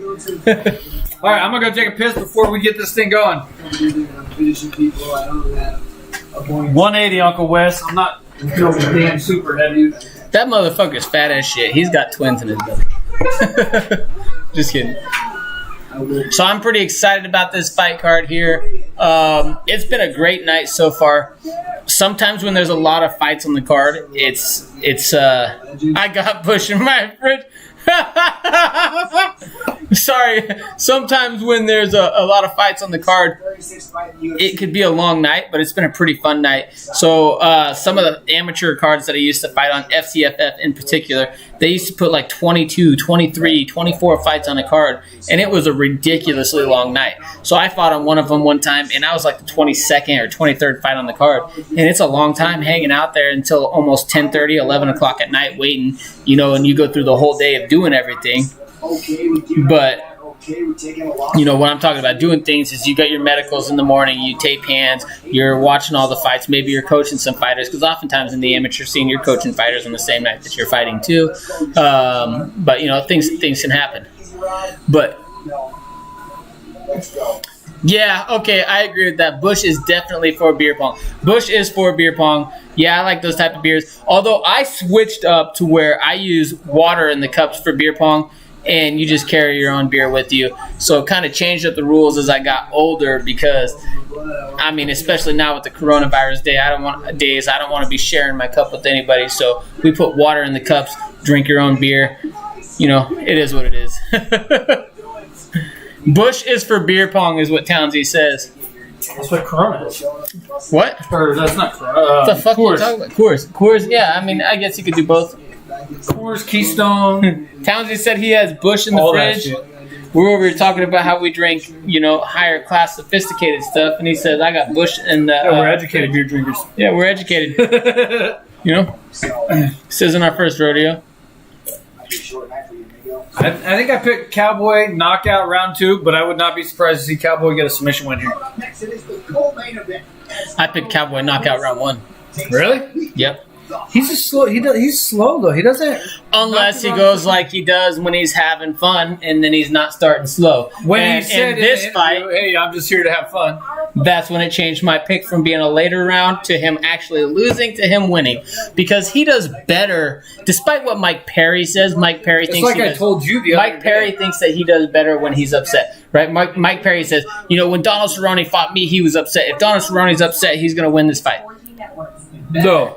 Yeah, for sure. Water and cups. Nowadays for sure. Talking about beer pong. Yeah. But then you just drink your beer. Yeah, you just drink your own beer. But Donald Cerrone, when he's having fun, is when he's most dangerous, in my opinion. Yeah, when he doesn't have the spotlight on him.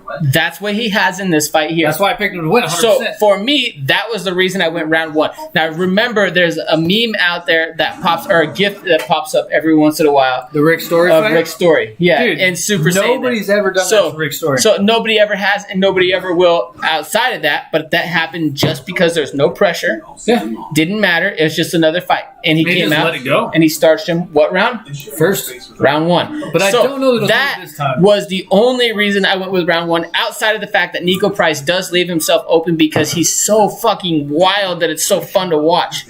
Donnie boy.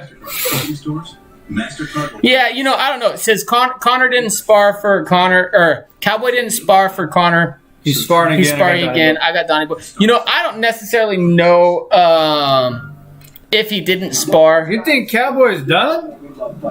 He likes TV money? Well, but if you lose a lot, you're not going to get that TV money. No, it's the truth. He's got a big fan following. He even says it himself. His YouTube is nice, yeah. He's invested all of his money that he's made back into his ranch, which is awesome. But he said the most expensive thing he's got on his ranch is his racetrack. Yeah, no shit. I want a racetrack, man. That's the one thing that I want. Right? Because the reporter asked him at the press conference, he said, how much have you spent? He said, all of it. All of it. Beer pong for one of Jake's belts. No, my belts stay with me, but I'll definitely do beer pong. I'll put one of my belts on the line. We can live stream a beer pong. Yeah, well, dude, let's live stream it. Nothing on my belts, though. I got that death cup on lock. Yeah. Yeah, you hear about that? We play under the official. But wait a second, rules. Are we playing under official beer pong? I said that's what we play under. But no, I don't know if I necessarily like them. So me and Skylar are playing official beer pong rules, and if you land directly on top of the cups and it stays on the top in between three cups, it doesn't count as anything. Right. But if you can prove that you can consistently do it over and over again, game over. That's in the rules. So Skylar I've never seen anybody do that consistently. So Skylar and I were playing. I've only seen anybody land on top one time, and that was me. And Skylar and I were playing. I shot it, and it goes boop, boop, and it stopped right in between, on top, in between three. And we're like, what the fuck's the rule of that? Because at this time, Skylar and I were planning on going to the world competition for beer pong championships because we fucking were playing like every day. And we're like, look up the rule for it, and it doesn't count for anything unless you can do it over and over again. Official rules. Hey, he's been I think he has the most fights in UFC history, UFC WC history. Yeah, the work may have worn him down, and I agree with you. Like, if you watch my other videos, I don't want him to fight anymore. When he fights for fun, though, is when he's the most dangerous, and that is true. I just don't, I don't get excited about him fighting. Outside of title fights and big hype fights, those are the fights he loses. Yeah, don't throw him on a main event spot. Don't throw him in a spot where there's a lot of spotlight on. Nico Price, he's the one that got that punch from the bottom, baby. Yep. Only knockout in UFC history from a punch in the bottom. Unless you consider that one from the Ultimate Fighter days, where he literally launched up from and hit him and knocked him out. He wasn't in guard though. He was on bottom when he sat up to launch in and throw that punch. But here we go. Nico Price 30, Cowboy 37, 6'1", 6 foot, 170 and a half weight each. Reach goes the Price by 3 inches. That's a little bit Nico Price is the younger version of Donald Cerrone. So Donald Cerrone's personality, Donald Cerrone's going to retire in a couple of years or sooner.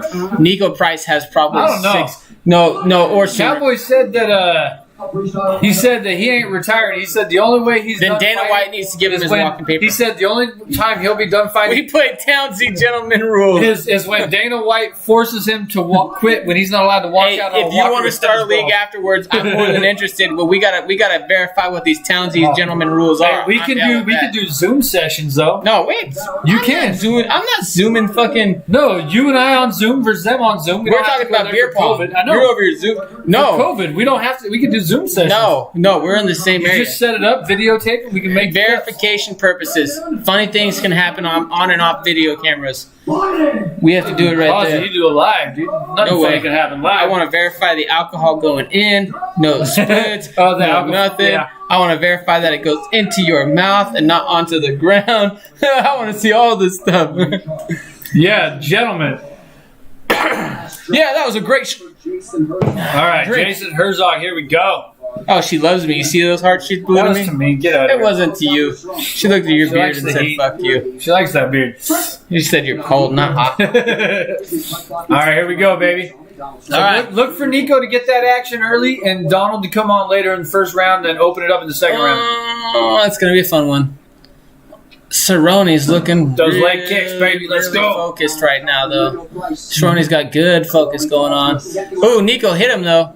I want Cowboy to get him down. Overhand right from Nico. Really gets Cerrone thinking. Nico's going to town, dude. Cowboy might just be done. Well, we'll see. It's still early. Woo, it is still early, but Nico's don't punch yourself out, Nico. Oh, elbows! Dos elbows, Trace. He's coming heavy on Cerrone early. He's got to watch out. See, told you that slow start from Cowboy, man. This is what I don't like. Ooh, but once he gets going, though, second round on, it's going to be all Cowboy. Later in the first round, all Cowboy. You think that tension fight was thrown? He said in-person matches only. I mean, I'm down for in-person matches, but if anybody's scared of COVID, hey, I'm game for Zoom too. In-person matches only, I agree. Ooh, good knee from Cowboy. Another good knee from Cowboy to the body. Do you really think that tension fight was thrown? I do think so. I watched it again today. Anything that happens in Japan and China over there, I always think is going to be. I watched it again today because of our conversation. Now, it looks to me like when you watch it, Mayweather is playing around, and then Tension actually hits him with the counter left hook, and Mayweather's like, fuck this. And then Mayweather fucking levels him after that. So Mayweather was playing around till he got hit good, and then Mayweather fucking knocked My Tension problem out. is Mayweather doesn't have the ability to just turn on power out of nowhere. He's never done that. He's had power until he started breaking his hands. You look at it That's what I earlier mean. in His his hands have career. been broken. So you look at later in his career, 40 years old, fighting these dudes. All of a sudden, he's got power to just knock a dude out. Only when he needs it. Only when he needs so. it. He had the power to knock these dudes out early on, but he was focusing on winning world title fights. You know, he was focusing on his record of 50-0. You know, you go against a guy like Conor McGregor at 49-0. Conor McGregor's not really a big threat when you think about the boxing there. You know, if you look at it, Mayweather carried him that entire fight. Mayweather did not do a single shoulder roll. You know, not a single one up until the end of that fight. He stood there like this. Come on, block a little bit. You know, Mayweather literally stood there like this and let Conor McGregor throw punches. And people are like, oh, Conor McGregor's doing good. Conor McGregor's doing good. No, Mayweather's just letting him burn energy because Mayweather realizes that Conor McGregor's the bigger guy. And he's not going to knock him out. Going to make it more exciting because he learned from Manny Pacquiao that if you let the fight look like it's more competitive, people like the fight more than if you just smoke him and starch him. I poked. Nico Price just poked Donald in the eye. Yeah, it happens. That was blatant, though. It was accidental, but it was blatant. He literally pushed off on his face. He pushed off on his face, but he didn't try to push off on the eye. Right. But, so, yeah, accidental, but could have easily been avoided. He's just a consummate fighter taking a few shots. Oh, shit. 1-2. I agree. You can't see. Donald didn't take time at all, dude. Do you guys think that fight was thrown between Tension and Mayweather? I did. It was supposed to be only an exhibition, too. It was an exhibition. Doesn't mean that you don't knock a motherfucker out if they actually hit you good. Nico with a and Tension, like I was saying to you guys earlier, he's the standing punching bag. He's not a guy known for good head movement. He's a guy who has good kicks. Donald bleeding under that right eye. Is it from the poke? I don't know about that. Ooh, good left from Donald. Good jab. Good jab. You know, we're going to see the best jab in all of MMA coming up next. That was so close. That head kick just went underneath the arm. Come on, Cowboy. I want round 2. We got a minute left. Nico's tired out, though. He punched himself out. I told you, punched himself out. Although Cowboy does not look like Cowboy of old. No. Or of, I guess, I mean, it is of old because we're looking at the Cowboy of new right now, huh? No, even though he is old. Kind of, Does that make sense? Yeah. Ooh, a headbutt from Cowboy. That was a straight-up headbutt, Cowboy is finding range. That was a straight-up headbutt, though. Did you see that? He kind of ducked under and launched forward. Ooh, Nico with a good left. Nico got jabbed, though, at the same time, and then head kick. Sorry about that. No, it's okay. Price didn't raise the guard, so let that. Cowboy, fakes it, body kick. And Cowboy is a black belt in Brazilian Jiu-Jitsu as well. I would love to see him get. I think he's up there with the most. He has more submissions than he has knockouts. Yeah. He has like 17 submissions. He has a lot of UFC submissions. Yeah. Another eye No poke? way. Cowboy, take the time on this one. Was that an eye poke? I think that was a thumb. It looked like a punch to me. It looked like it might have been a thumb if it was anything, but that looked like a punch to me. Yeah, that looked to me like a... Yep, that was the thumb. Like I said, it was the thumb. Oh, yeah. Now he's down. Yep. So he's going to lose a point. Yeah, it has to be. It has to be. The first time's the warning, second time take it away. Keep your hands in, dude. No, it wasn't fake. It was obvious. No, it wasn't. It wasn't fake. You look at the fight, you know, he starts out coming out. I appreciate you commenting, by the way. But no, he's talking about the tension, I think. Yeah, I know what he's talking about. It wasn't fake. The fight wasn't fake. So. It was just Mayweather got caught with that good left hand, and then he fucking got pissed off in a sparring match and finished him there. That's what happened. Nah. That's what happened. I think 100% Tension got paid to take the dive. I mean, Mayweather got paid mad money for an exhibition fight that he wouldn't have taken versus otherwise. Yep, it was thumb. So. All right, we're on a bathroom break. This is number 3 for you? Jesus. This is dose piss for me. Jake going to the second one, but we were in between rounds. How did you guys score that first round? That was a hard one to score for me, to be honest. I think it is potentially a 9-9. I think Nico might have done a little bit more, but that point deduction probably took it. You've had the goal.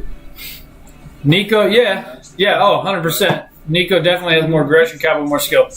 But like I said, you look for Cowboy towards the end of the round. He turned it on. Round 2, you're going to see Cowboy come out. This is where I think Cowboy's going to take it. So, too soon. This is a fun fight. It is a fun fight to watch, Panda. Anytime Cowboy fights, it's a fun fight. That's why he's one of my favorite fighters. He's top 3 on my favorite fighter list of all time. For sure. But here's round 2 going. Nico comes out pushing the pace again. And he said that he was going to do this in the post-fight press, or not the post-fight press conference, but the press conference the other day. He said he was going to push the pace. He was going to come out and they're going to fight. That's one thing I think a lot of people like about Nico Price.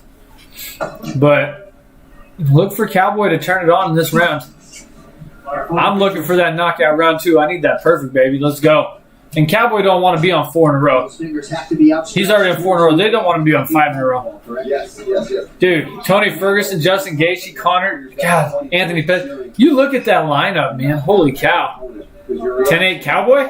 What the hell? Are you hiding? 10-8 Cowboy. Well, I mean, I guess with the deduction, if you gave the first round to Cowboy, I think it's probably 9-9 that first round.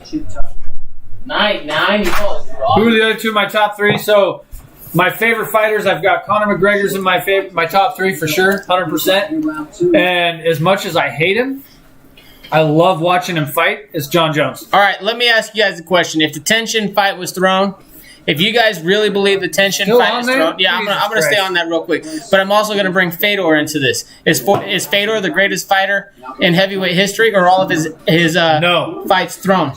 You know that I don't think he's the GOAT. I know you don't think he is, but I want to know what they think. That I think he's been on a lot of shady shit too. You look at Russia and China during the time that Fedor fought, he was in a lot of shady shit. If he go for on Raw, he should probably, yeah. I don't know what you guys are talking about right there. Cowboy. He's on 4 in a row right now. If he loses this one, it'll be 5 in a row. Yeah. Well, he's only won 4 of his last 12. He's only won 4 of his last 12, and he's been lost out in he's been knocked out in 6 of his last 12. But so he's lost 8 of his last 12 fights. 6 of them are knockout losses. Yeah, 1, 2, I mean, 3, I want him to be 5, done already. 6, 7, 8. So he has 8 losses in his last 12. Like I just said, yeah. Yeah. He only has 4 wins in his last 12. And 6 of those, look at it, 6 of them are knockouts. I'll bet you. TKO, 5. Oh, no, that's a win. There's that one. 1, 2, 3. Dude, don't touch the screen. Oh, you got a touch screen. I don't have a touch screen. Oh, yeah, TKO, yeah, Tony Ferguson, too. Yeah. Justin Gaethje. Then a loss to Till. Look at Till, though. And then here. And then Jorge Masvidal. Yeah, that's 5. Till, maybe 5. So 5 of them. But either way. Almost half of his look last. Look at these fights, though. Leon Edwards. He's on pace for a title right now. Jorge Masvidal just fought for a title. Robbie Lawler, former champion. Darren Till. He's going for a title soon. Conor McGregor. I mean, they're all top 5, potentially top 5, top 10 guys. Yeah. Realistically, it depends on when you look at them. When he fought him, though, where were they ranked when he fought him? It doesn't change the fact that they're still, some of the best in the world. Their skill level. Now, if you look, what I want to talk about real quick. Look at underneath of Donald Cerrone's shorts. So I talked about this in my Pick'em video. Ever since his days early on as pros, when he transitioned from being a kickboxer, 100%. So when he transitioned from being a kickboxer, his Muay Thai shorts, he used to put them in and incorporate them in every single one of his fight shorts. With the Reebok deal, he was not allowed to incorporate them in his fight shorts. So instead, he actually incorporates them in his undershorts. So if you look on his right side there, you're going to see his original Muay Thai shorts that he won during his 28-0 Muay Thai fighting days. Yeah. It's pretty good information there, Jake. I like that one. You're welcome. You know why I know about that? Because he talked about it when he was on Tap Out when I used to watch that as a kid. So round 1 was really, really close. Could have gone either way. It could be a 9-9 round or a 10-8 round. Ooh, that was a good elbow there from Cerrone there. This round has been much the same. It's very close. I think Cerrone's landed the bigger shots this round. This is a fun fight, though. It's a little bit more technical than I thought it would be. Well, when you watch Cerrone fights like this, it's like you don't really want to think about him retiring, but then you think about the record, and I want him to retire still. Yeah, I mean, to be honest, I don't care as long as he's healthy. Let's go, Cowboy. Yeah, as long as he's healthy and he's not like. But what is healthy? You don't necessarily see the effects from the brain damage until later on. That is true. When you have that's my problem with it. Where it happens later on down the road that you see it. Round 3, let's go. Yep. Bingo. So Fedor. Okay. Ooh, I really like that. I like this guy. He's right. I like this. His how do you say that? It looks like Hazy. All right. Is that Faisal Hazy? Faisal. Yeah. I think that's right. I think it's right. Hey, you know what? I really like that. Round 3 though. We argue this. We argue this all the time with people. Rest in peace, Mask. We really do. We argue this all the time with people. There's so many people who think that Fedor is the GOAT because of what he did over there in Pride. I don't necessarily think so. I think that there is a lot of corruption and all that stuff. And if you look at what he did when he beat former UFC champions, that's exactly what they were. They were on their way out. Andrei Arlovski, when he beat him, Andrei Arlovski wasn't exactly at the top of his prime at that point. But Arlovski did have a resurgence later on in his career. He did a little bit. Which was exciting to see. I loved it. Well, yeah, and it really was exciting to see. But if you look at him and you watch when Fedor was fighting, when Fedor's fighting guys like Matt Lindland's an 185-pounder, right? Matt Lindland is not a heavyweight, like Fedor is. Realistically, Fedor probably could have been a 205. I think it's 1918 Cowboy. That's what I got it right now. All right, well, I missed part of that round, so I'm going to round 3, let's go, baby. Save my judgment for later, though, on that one because I missed round 2. Yeah, I missed part of it. But I did like what I saw from Cerrone in that round. Yeah. I think I gave the first round a Nico Price, but with the point deduction, it was a 9-9. Okay. And then the second round's a 10-9 Cowboy. So you got 19-18 Cowboy right now. Round by round numbers. Yeah, look at that. Price 52-34 in round 1. But 44. Round 2 is close in strikes. 5 strike differential. But I think Cowboy landed the better shots. Yeah, I discussed earlier. From what I saw, I don't disagree with that. Damage over volume. Come on, Cowboy, he almost get that but back. he gets the back. Get it, Cowboy, get it. That's not a takedown, but that's almost a back take there. Oh, come on, Cowboy. Nico's wild, though. Like, you don't know how to defend against someone who doesn't do things the proper way or the traditional way. Right. It's hard to say not the proper way when it works for him, right? If it works for him, then is it really the wrong way to do it? No, see, that's part of the problem when you talk about technical striking. Because you get a lot of people, he's not a technical striker. Okay, but he's a striker. He's got like 100 But knockouts. if you're an offbeat striker, you don't have to be technical. You just have to catch him offbeat, right? I think the unorthodox strikers are some of my favorite strikers. Yeah, I think it's a little bit more fun to watch, and it's hard to predict what they're going to do. Yeah, and if you're training for an unorthodox fighter, it's really hard. Yeah, I agree. This is a good fight, real quick. I really like this so far. It's back and forth. In my pick'em video, I had said that if they were going to do another fight for Cerrone, the perfect fight is this Nico Price fight. Yeah. So Nico Price has lost 4 of his last 8 fights. He's lost 3 of them by knockout. And when I think about it, when I'm looking at Cerrone, who are they going to throw him against that has a level that's exciting and competitive with Cerrone? He just poked Cowboy in the eye. Yeah, he did again. He did. And that one was pretty blatant. But wait. Nico's saying he got poked in the eye too. Oh, get out of here, Nico. He might have. But I know that Cerrone got poked in the eye for sure. I don't know. Nico lunged that arm out there this time. Yeah, well, let's see. Oh, they're not going to show us the replay. They'll show it. They'll bring it up here on the split screen. Hold on. Come on. Well, sometimes they do. Sometimes they don't. They might not because they're back out there so fast. They better. When there's a lull in the action is when they typically throw that stuff up. But, this has been a good back and forth fight. I love it. Well, and I would say... if you're gonna live a life, if anybody was to ask me if I was to live one person's life, Cowboy with the takedown, I would want to take Cowboy Cerrone's life. He's got the back. He's high up though. Ooh. Cerrone is a wild man inside and outside of the Price cage. is defending well right now. Well, Cerrone's high. Cerrone's high. Look how long his arms are. He's too high. He's too high, but he has to. He has to because he's too high. Hold on. But he got the leg though. The leg is going to help him. He's had that leg. Extend down to the because he's locked around it. If he can extend down to the ankle, he can submit him. But he's at the knee. He needs to go down to the ankle on that.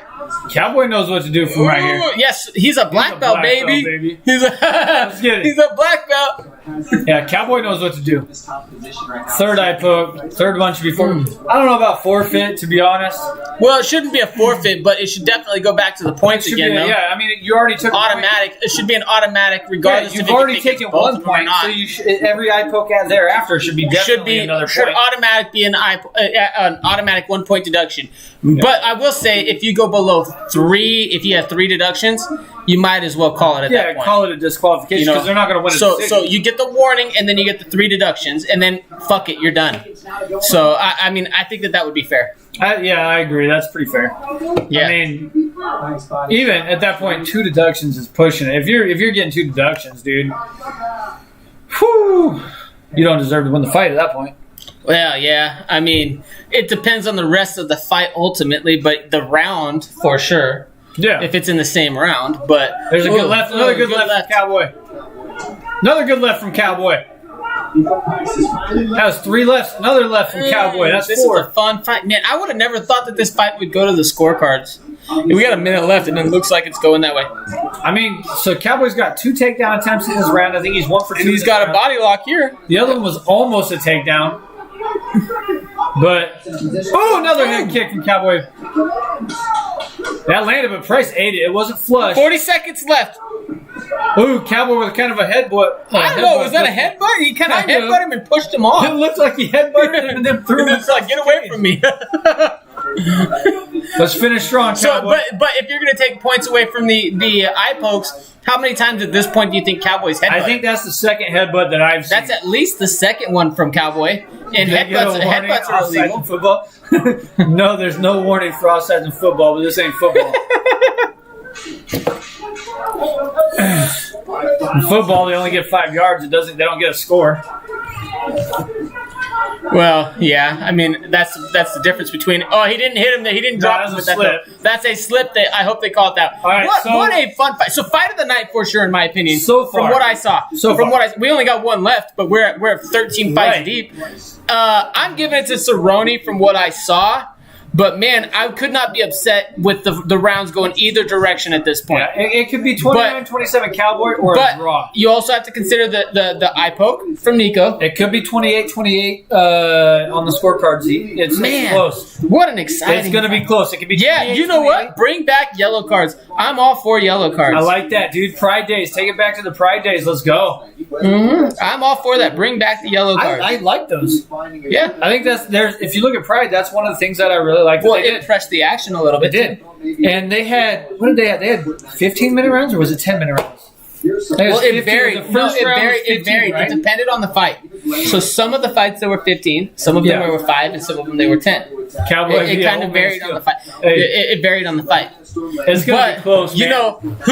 You know who my favorite Pride fighter is? You probably know. Let's hear it. It's just because I have a little bit of a personal relation, though. Ensign? Yeah. Ensign Inoue, because I was supposed to move in with him. You know, Ensign did an interview with somebody. If we go back to fights being fixed and stuff, you don't fight in Japan without the tribe being involved. He actually said this in an interview, a public interview. Well, this is the part of the reason I didn't move out right away. It's part of the reason I didn't want you to go to Japan. Well, that was part of the reason I didn't move out right away. Tried to get you to go to Japan to fight. To move out right away, but I was like, I was a little hesitant about the tribe thing. You told me that, and I'm like, no. I was like, I'm gonna go JUCO. I'll go wrestle JUCO first, and then consider it. I mean, I still wish I would have went and done it because it would have been an awesome experience. I didn't give a fuck about the triad. I just would have had fun. You know what the thing with the triad is? Not that fuck with them. They're gonna fuck with you. That's the thing. I don't try to fuck with anybody. I just try to have fun and live my life and do cool stuff. Sometimes when you have fun, you fuck with people. Well, yeah, but that's only if they're being a dickhead like that dude at that bar that one night when me, you, and Skylar and his buddies and everybody almost got in a fight. Well, hey, listen. I mean, if you're trying to if you're trying to rape a girl, then I'm assaulting a girl, you're gonna get called out for it. Yeah, and I step up and fucking call you out for it. Yeah, that's the way it goes. Yeah. Wonder Boy could never win a fight again. Well, yeah. No, well, Woodley would never win a fight again. Woodley would never win a fight for sure.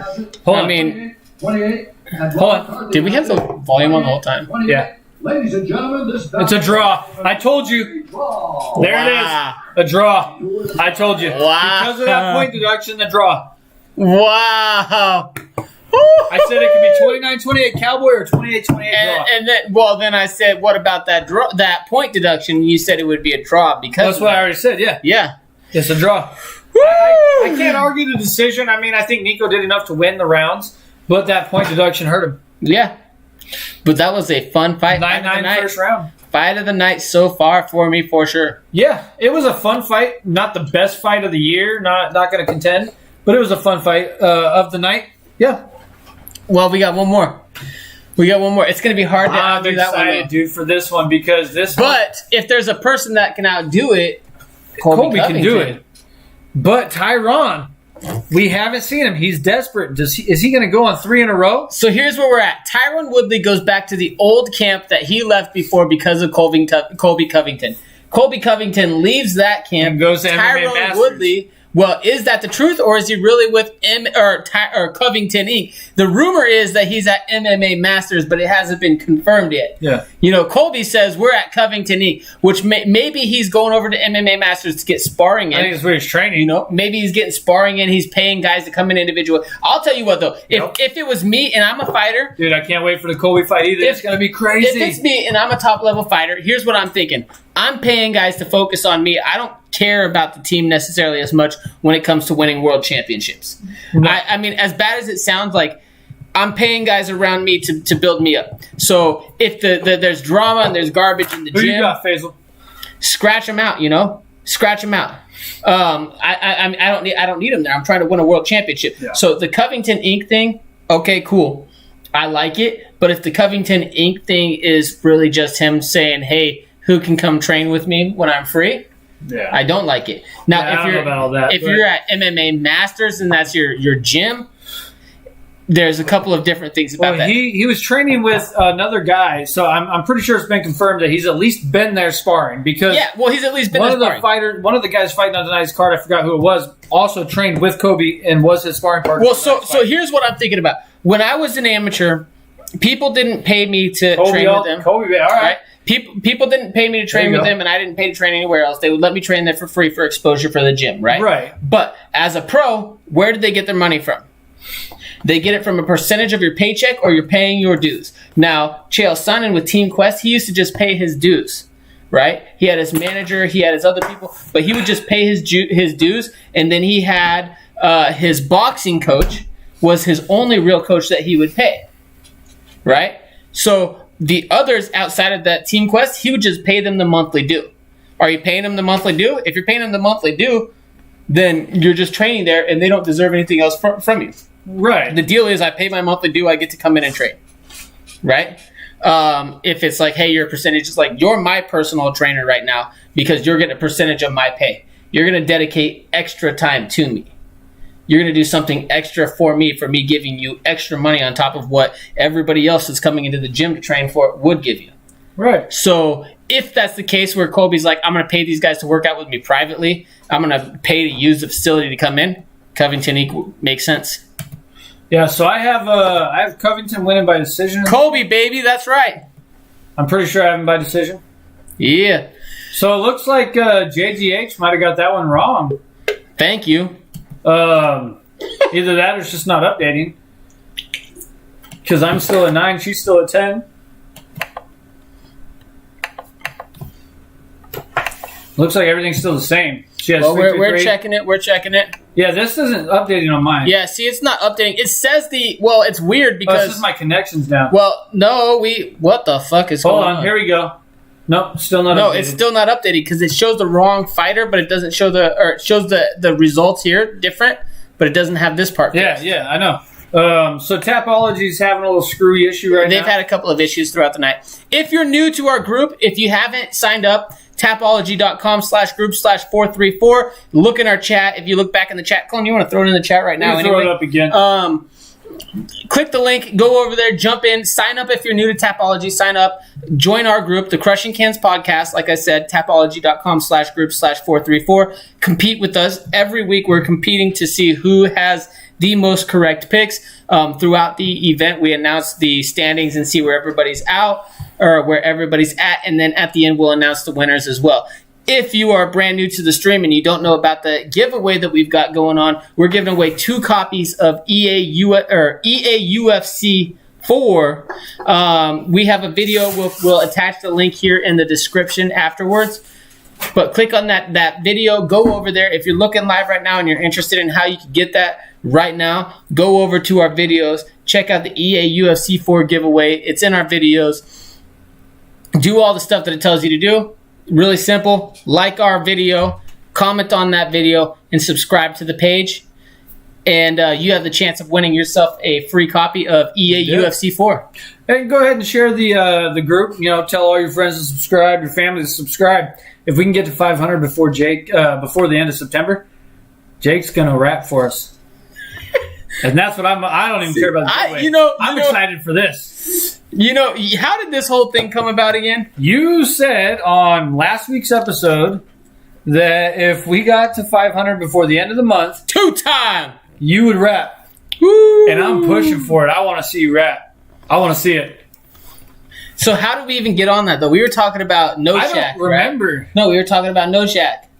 No Shack Live. Or No Life Shack. No Life Shack. Because I said No Life Shack actually got on a song and rapped. He said if he got to like 1 million or 2 million or whatever, he would rap. He got to 2 million and he actually got on a I said if we get to 500, I'll rap. Yeah.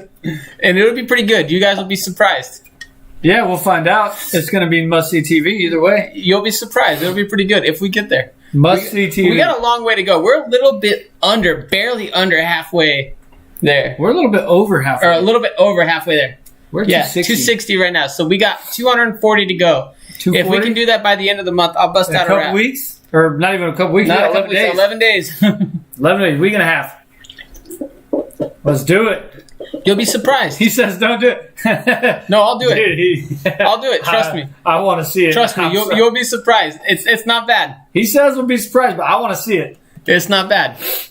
It's going to be good for TV, that's for sure. Two-time, and not close tonight. See, look, I'm better than him already. I don't even have to spit out a word. I'm just reading. So, if Colby wins, it's going to be by a decision. Yeah. If Tyron wins, it's going to be by an early knockout. I think the later the fight goes, it's less likely that Tyron gets a knockout. Although, Tyron does have a recent submission on his record. And that's how he got his black belt recently. So, is that something that he'll throw out there? I mean, it could be, but I don't think that he's going to be able to submit Colby. Yeah, I mean, there's a lot of people out there. I don't think that people will be able to submit, but sometimes we'll see what happens. Stuff happens. I'm pulling for Colby, the Oregon native. We grew up in... he went to college at Oregon State University. He wrestled for the Oregon State Beavers. We grew up in Oregon. We were about hour and a half away from... right where he went to college at. From Corvallis, so... Mm-hmm. So we're pulling for him hard. Actually, that team has got a lot of really good coaches recently. Yeah, they just recently got some big time names for wrestling in general. But then we got hit with COVID. Yeah, and football and wrestling's up in the air at this point. Pac-12's the worst goddamn conference in the entire nation, so yeah, they're just screwing up all sorts of athletics. Look at that T Wood with that USA Wrestling tattoo on his shoulder. I got that on my back right there. So a lot of us that were wrestlers, we all got this USA Wrestling tattoo. It's second most UFC finishes in welterweight division history. Which I have a hard time believing that. Well, it's only 6. Yeah, I have a hard time. Well, we haven't. Okay, so our last champion before this that reigned for a long time was GSP. But GSP... And then Johnny Hendricks. While GSP did have several finishes, he also had several fights that were not finishes. Yeah, I mean, he just beat the shit out of Ditch for 5 rounds. He take him down, beat him popped him with that damn jab, took him down, grind him out, popped him with one of the best jabs in MMA you'll ever see. Covington's is better. Covington does well. Covington has the best jab in all of MMA.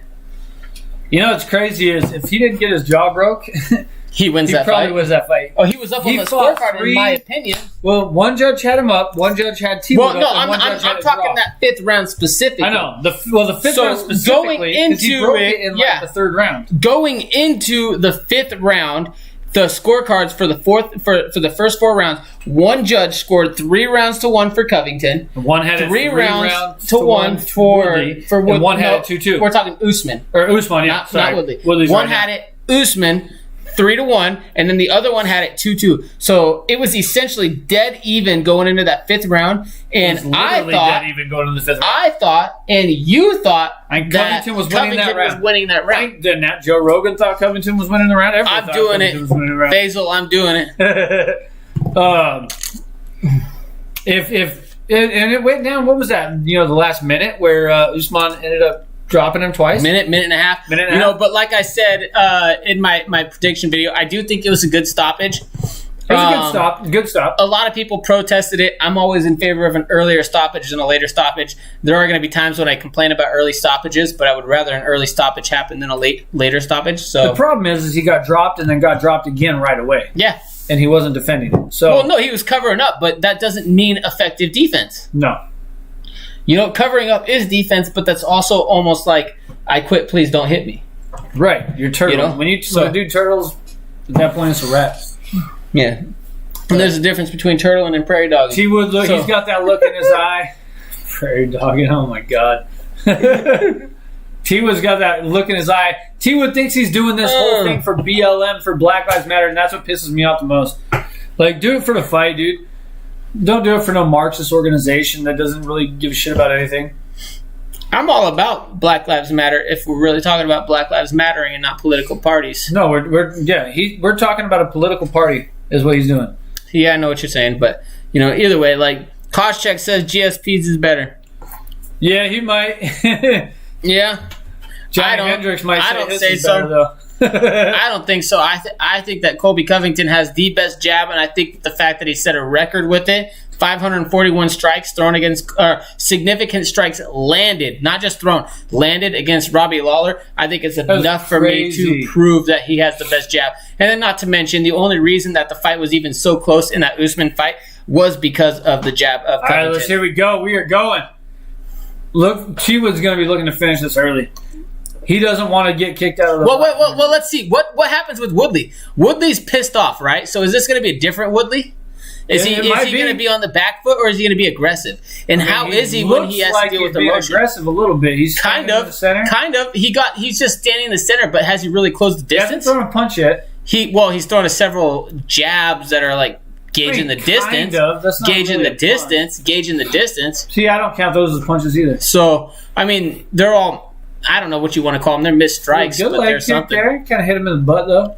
The curious thing is the story. Did Woodley really get his ass beat by Covington when Covington came to train with him, and that's why there was bad beef? Well, Covington with an easy takedown. And like I said, takedowns would happen. Easy takedown. Covington gets him down early. For both these guys being D1, that was very easy. It was just proper double leg etiquette. Run the fucking feet. Run the feet. Not even a minute into the fight, and Covington with an easy takedown. So this fight's probably going to go similar to how Gilbert Burns beat Woodley. I want to see them wrestle. I don't want to see them in a 10-round fight, but I would love to see them on something like Beat the Streets. In a 10-round fight? So Colby Covington versus Ben Askren. Easy, throw him on Beat the Streets right there. Take away the freestyle rules, and you give Ben Askren a real chance. Ben Askren in a folk style match will smoke Colby Covington. In a 10-round folk-style match, but in a 10-round fight? In a fight. Give me Covington. Like I said, I don't want to see him in a fight. I want to see him in a wrestling match like Beat the Streets. Beat the Streets is something they do in New York. They do it in Times Squares every year. They have some of the top wrestlers from across the world come out and wrestle in Times Squares. And they call it Beat the Streets. And they help raise money. We're back in the clinch right now against the cage. Basically helping cover things. Good knee from Colby. Yeah, anyway, Beat the Streets. I'd like to see them wrestle each other, not fight. Throw them on something like Beat the Streets. Yeah, and if it's a fight, it's unfair. I think Colby wins pretty easily. Good to see. The scrambling match between someone like Askren and Woodley, or not Askren and Woodley, but Askren and Colby would be very fun. Askren's a much better scrambler, and he'd probably beat Covington in a straight-up collegiate wrestling match. Yeah, it's possible. I mean, you look at Askren. Askren did that wrestling match with Jordan Burroughs, but that was a freestyle match, and if you look at it, The problem is Askren developed his style because he's not fast enough. He's not quick enough to really defeat these guys and stop these guys from getting to a takedown. So what does he do? They get to a takedown. I transition to my grappling. I transition to my scrambles, right? So that's what Askren does is he transitions to his scrambles. You get in on that double leg. Okay, you can drive him out of bounds in a freestyle match, or you can take him to the mat in a freestyle match. But in a freestyle match, I can't dive roll for a leg because if I dive roll for a leg, I'm giving up 2 points plus the takedown points. So I'm giving up 4 points. Whereas in a folk style match, if I dive roll for that leg and I stop you from getting that takedown, I'm not giving up the 2 for the takedown and I'm not giving up the 2 for the exposure. It's still an 0-0 match. Mm-hmm. So it changes the whole dynamic of the way that they wrestle.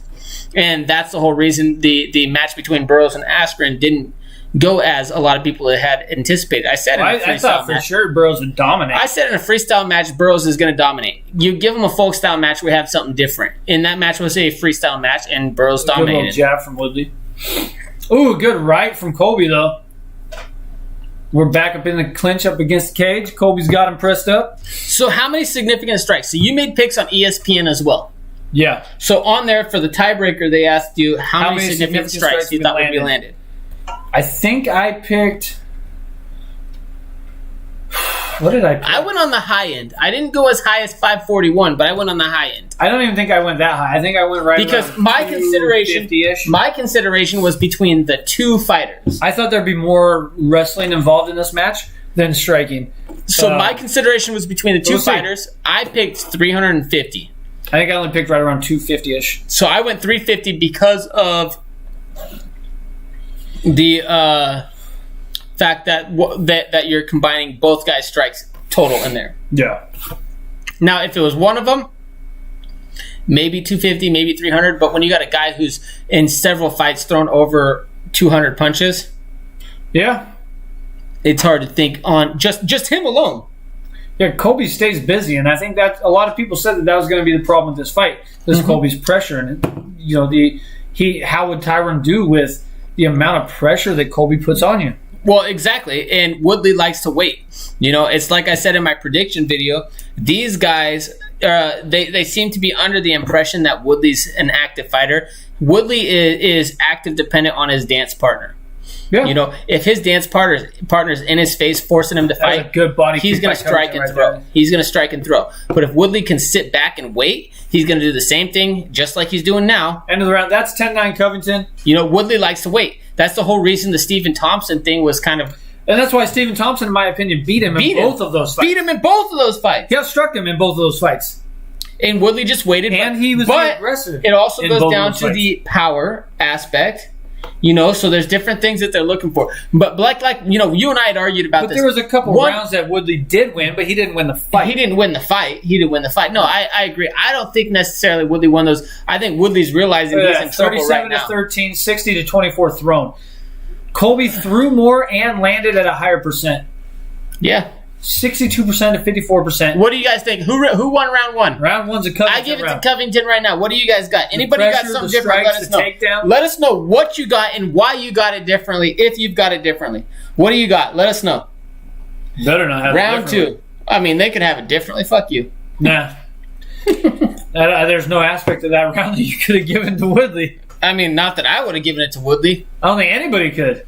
Well, there's some dumb people in the world. There is some dumb people in the world. Yeah, we're going to let that is true. Who do you got? Don't expose yourself on our podcast. I mean, you can. It's all right. We expose ourselves enough for being dumbasses sometimes. Yeah, well, we're the hosts. We're allowed to do that. Yeah, it happens. Ooh, you threw a question mark kick there. Oh, man. Covington has been learning some new stuff. I do like to see him in a southpaw position, though. So but Covington had said that since he's been training with a new boxing coach, he learned that he's actually not a southpaw. He wrestled with his right leg forward, which is typical of right-handed people. The whole reason that I wrestled with my left leg forward was because of, I'm left-handed, but I wrestled with my left leg forward because I actually originally wrestled with my right leg forward. When I started training MMA, I transitioned because everything I did was out of my boxing stance. Knee. And I'm an orthodox boxer. So as an orthodox boxer, I wanted my wrestling to be able to work for MMA. I got into MMA to learn I got into wrestling to be better at MMA. Colby landed some punches in the clinch here. So almost what Covington did there. Tyron's not really. Tyron's throwing a couple punches. He's trying to tap the body. He's trying to tap the body. Punches underneath there. I'm staying active, you guys. You see this? Yeah.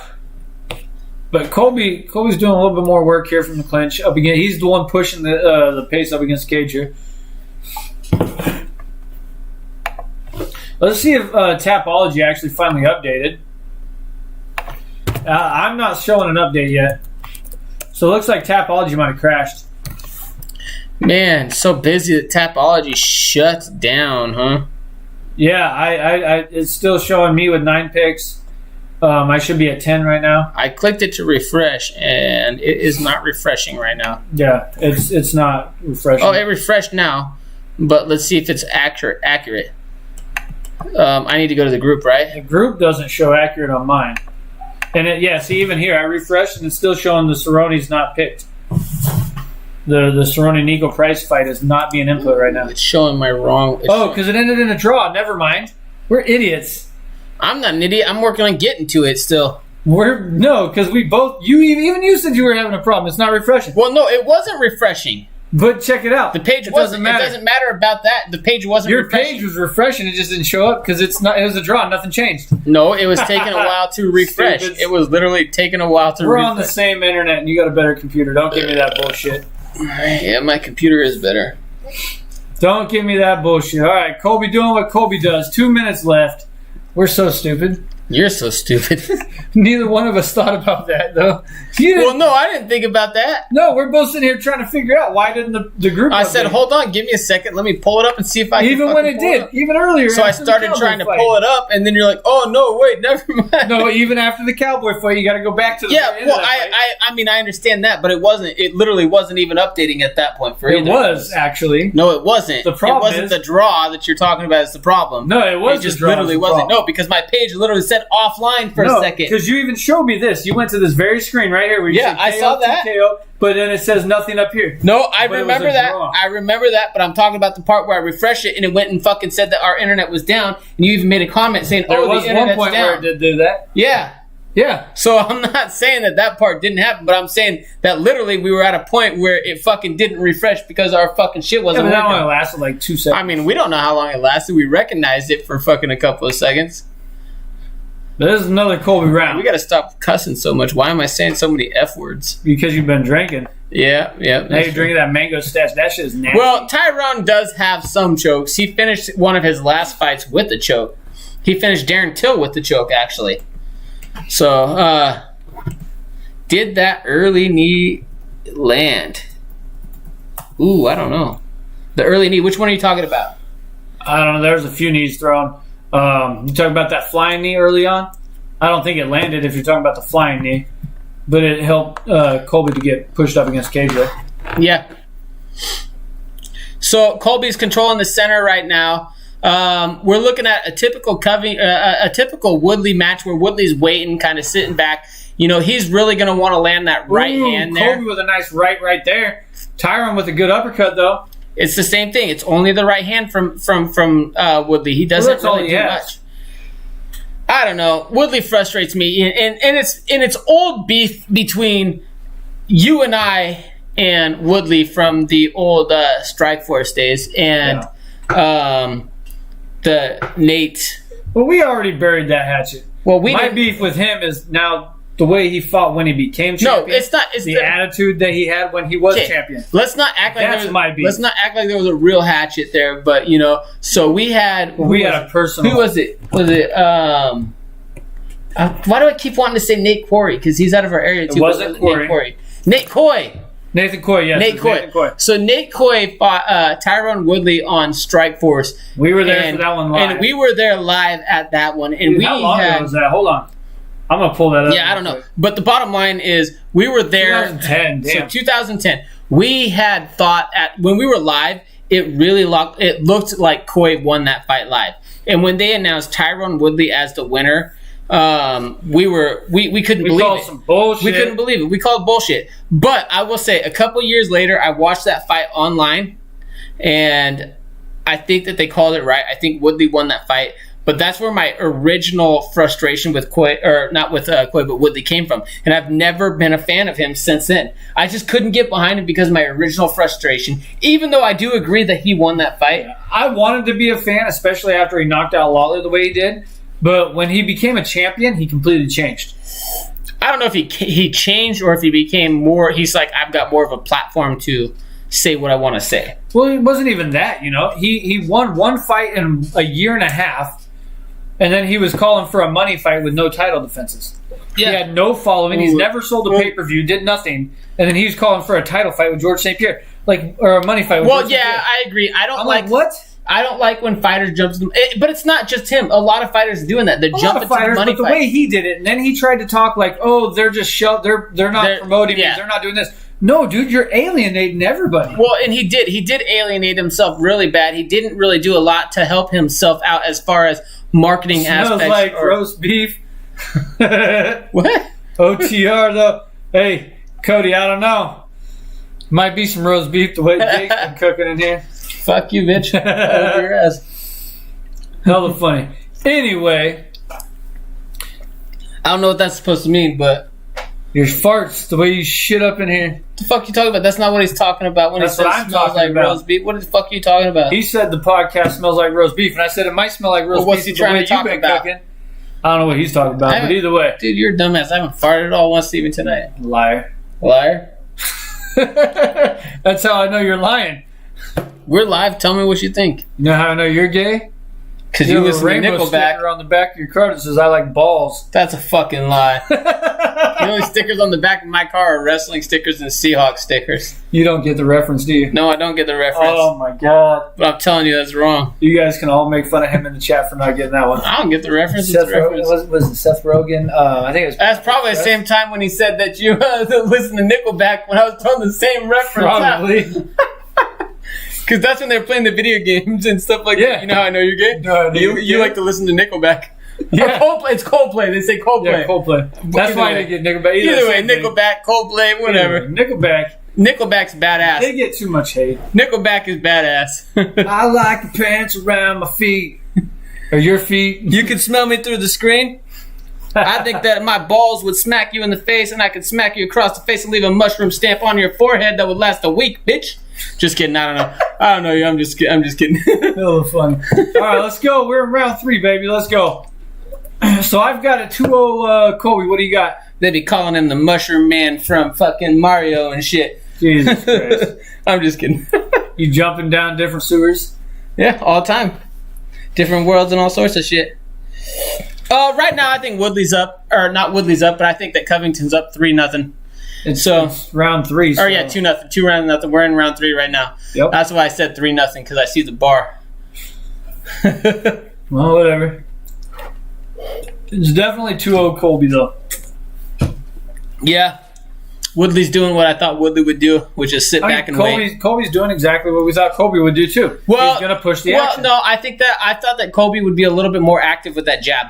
He hasn't been as active with his jab as he has in past fights. That's the only thing that I think that I thought would be different. Yeah. I figured we'd see much more wrestling. I like to see Colby going for the grappling, get him down. Don't even give Tyron a chance. He says you'll do fucking nothing. Well, we'll find out, buddy. Let's meet up, you and I. Hey, that's one of the greatest quotes of all time, though, by the way. Who the fuck is this guy? He probably does need cut off. Never. It's at my house. I ain't driving nowhere. I can get as drunk as I want. I can get as drunk as I want. When I'm not going nowhere, I can do what I want. But, I mean, it's much the same story here in the 3rd round. Yeah, Covington's controlling the cage right here. Woodley pressured up against the cage. After this round right now, Woodley, will there be a change in his game plan? Because he's going to have to. He's going to know. He's going to know. He's going to have to look for that finish. We still have 3 minutes left in this round. Things can change, but I told you, I don't think Woodley's going to have enough in him to get the finish late like Usman did. Well, we'll see. We still got 2.5 rounds to go. Let's see what happens. I'm hoping he doesn't. Outside McDonald's, knocking on wood. On 112. Or which one's close to 14? Oh, McDonald's parking lot, baby. You better believe it. I'm ready. As long as them lights going. He'll bring them McNuggets. I'll bring the McNuggets. Stacked with the 6-piece. The fuck? Yeah, 4 of them don't belong to me. Whose are those? I don't know what you're saying anymore. You know what I'm saying, bitch. I don't know. You're just thinking about that 3-piece and a soda. 3-piece and a soda. I was talking about 4 nuts. 4 of them don't belong to me. Well, I knew that, but I'm talking about you were thinking that, but it just didn't. That's not what I was thinking. Translate to it. But I'll translate that out. You were thinking that. You should have said it then. No. You should have said it then. No.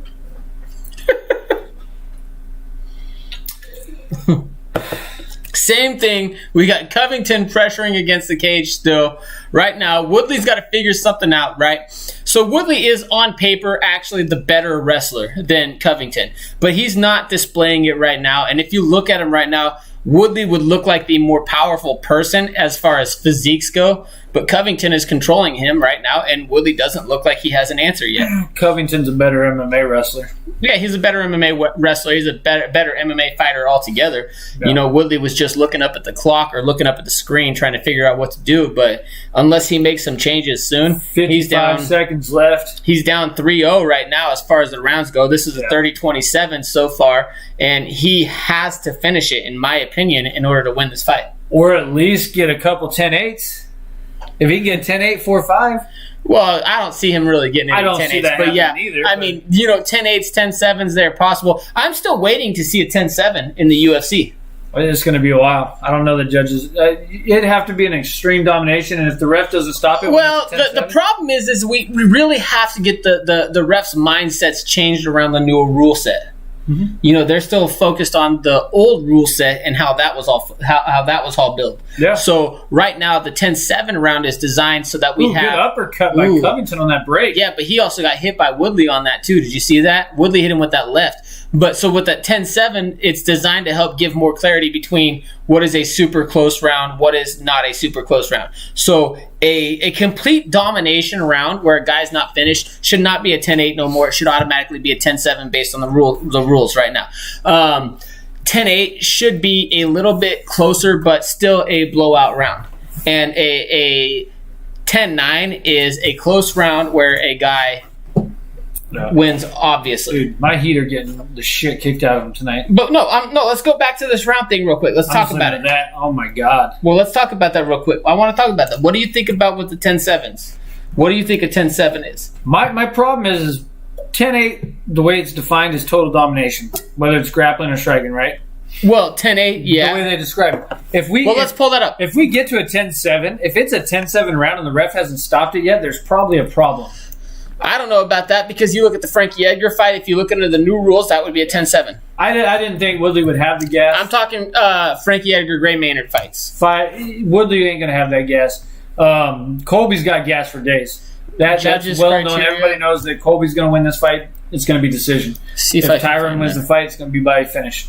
So no, I don't want 2007. Tyron's down 3-0 right now. He's got to get it going. Tony Ferguson is up via one flying ankle pick. Dude, I'm kind of pissed that they didn't get Tony a fight. When the DP fight fell through, they just pulled Tony out. Well, I'm curious about the back and forth on the back scene there, though, of what happened there. Because with that whole Michael Chandler thing going on.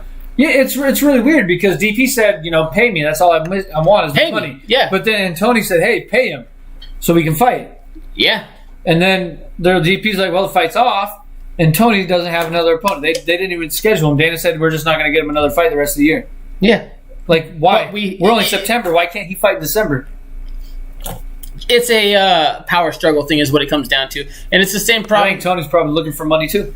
Well, they deserve it, right? It's like we've argued before the difference between the amount of revenue that the UFC pays out versus what these fighters have got. I've come at it from a different aspect as when I was a amateur looking to be a pro fighter, these guys that got into the UFC, they were making $1,500 for their showing up and $1,500 to win in their first fight, right? And now today, if I look at it, that $1,200, $1,300 for their $12,000, $13,000 for their first fight versus $1,500, right? So when I look at that as a guy that was coming up in it wanting to be a UFC fighter. I'm like, man, these guys are making really good money compared to what they made then.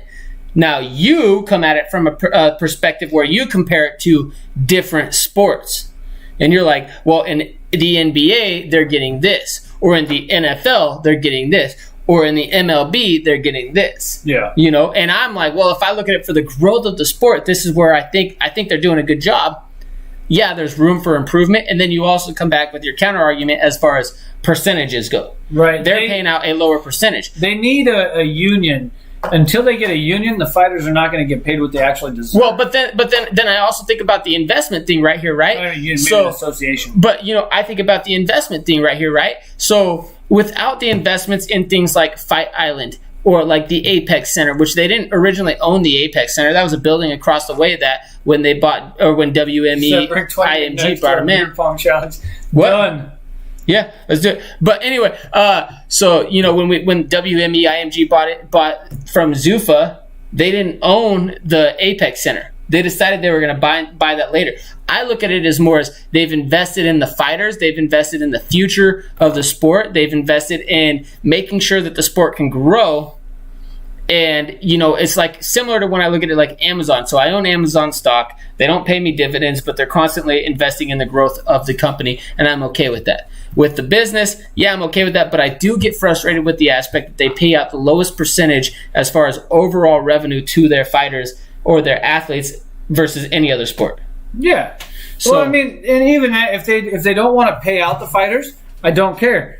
But let them get their own sponsors. Yeah. Oh, well, and that right there, I'll agree 100% with you. This Reebok deal was bullshit. That was, for me, if I was a fighter, well, it's not yet. It takes over at the end of this year. Yeah, not yet. So right now they're still wearing Reebok gear, and it frustrates me that you can see a Jimmy John sign on the fucking mat right there, and I can't have a Jimmy John sign on Colby Covington's shorts. Or Cowboy can't have Monster and fucking. No, Cowboy can have Monster because Monster has a deal with he has a deal the with UFC. That. But I mean, on his shorts. No, he can because of the deal with the UFC. Does he have them on his shorts? He can have them. I don't know that he can if they want to pay him. Shorts. If they want to pay him, I know he can wear it like after the fight. No. Look at Paige Van Zandt. She had Monster because they paid her extra. Monster pays the UFC, and they have a deal exclusively with the UFC. So some fighters, typically champions. Dude, look at Colby Seawood's face. He's busted up now. Yeah, it's typically the champions that get the perk of Colby having the extra benefits. That ass right now. Oh my god. Yeah, and Covington's looking good. He's doing what he does. This might be a 10-8 round right now. We'll see. I got a little sidetracked in talking, but overall, he's been beating that ass. He's been whooping his ass for sure. But either way, if you can pay him, I mean, they still have the highest payout in all of MMA. In all of MMA. So think about. Let the fighters get their sponsorships. Let them get their. You know what?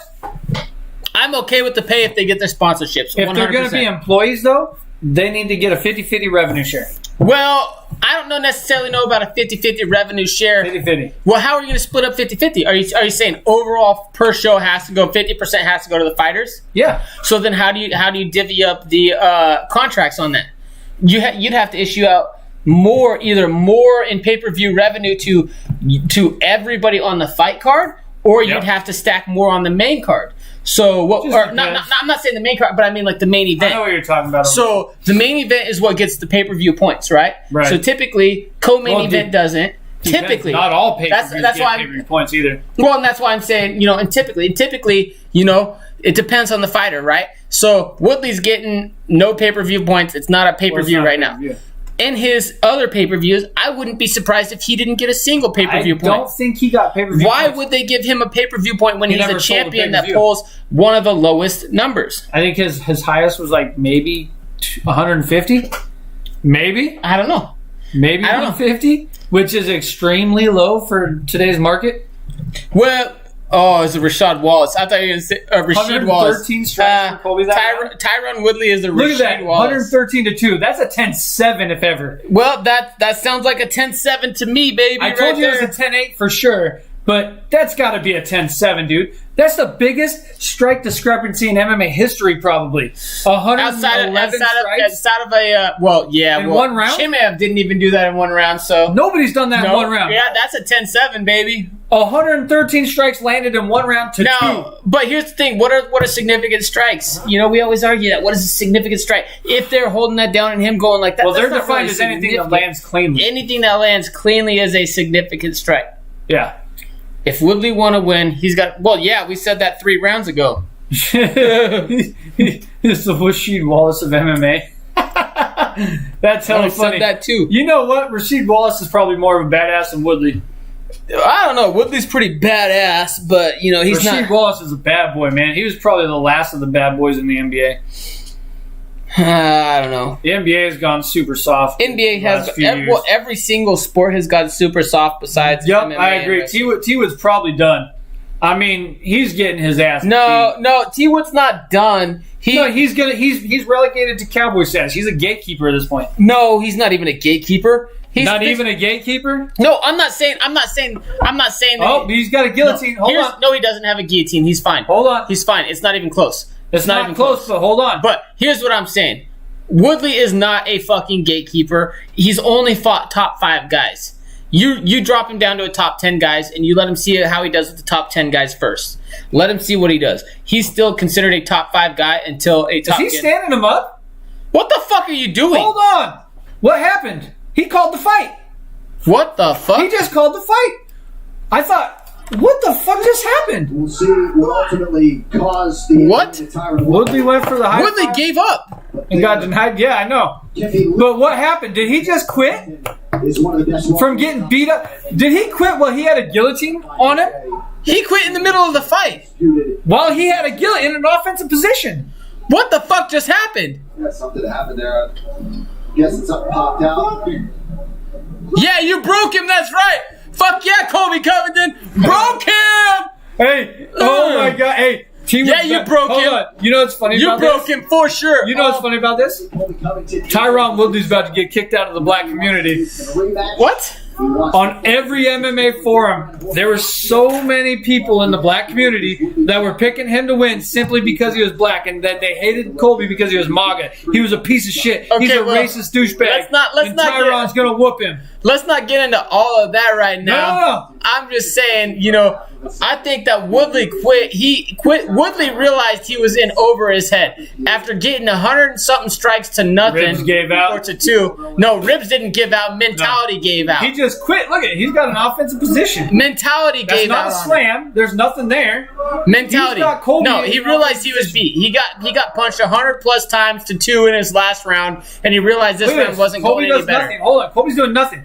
I think his arm shot. He got shot from holding that guillotine too much and gave up. He just got shot from knowing his last ditch effort. It didn't work. There's nothing here. My rib. No, not your rib. Not your rib. No. He gave up. He quit. That was mental. It was as soon as you realized that Colby Covington didn't have, or you didn't have that guillotine. As soon as you realized you didn't have that guillotine on Colby Covington, that was your last ditch effort. And as soon as you realized that wasn't on him, the second Colby got out, you cried. As soon as he got out of that guillotine, you Colby cried out. You cried out that he submitted you. He's been a bitch. We've said this. Hey, you know what?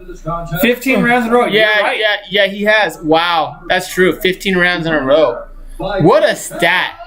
Colby Kev. You know what that pisses me off, though? Because I had Colby by decision. So did I. Why did Tyron have to quit? So did I. Nice job. No, but you know what? I'm so excited for Colby Covington. Why did Tyron have to quit? Nice job, Colby. No, I'm excited for Colby too. We had a minute left. The frustrating thing about that is Colby Covington. I don't know if I should even be frustrated about that. Colby Covington made him quit mentally. Damn, JGH with the win, baby. He made him quit mentally. That's the most impressive thing. He got the dog shit beat out of him and quit. There was, I guarantee you, he made him quit. His rib was not a problem. Wow, I don't know. Maybe it was. Maybe it wasn't. But I don't think so. I think he's playing it off. This reminds me of, remember Sugar Sean O'Malley when he hurt his ankle and he played it off so much that it was like, oh, this hurts so bad.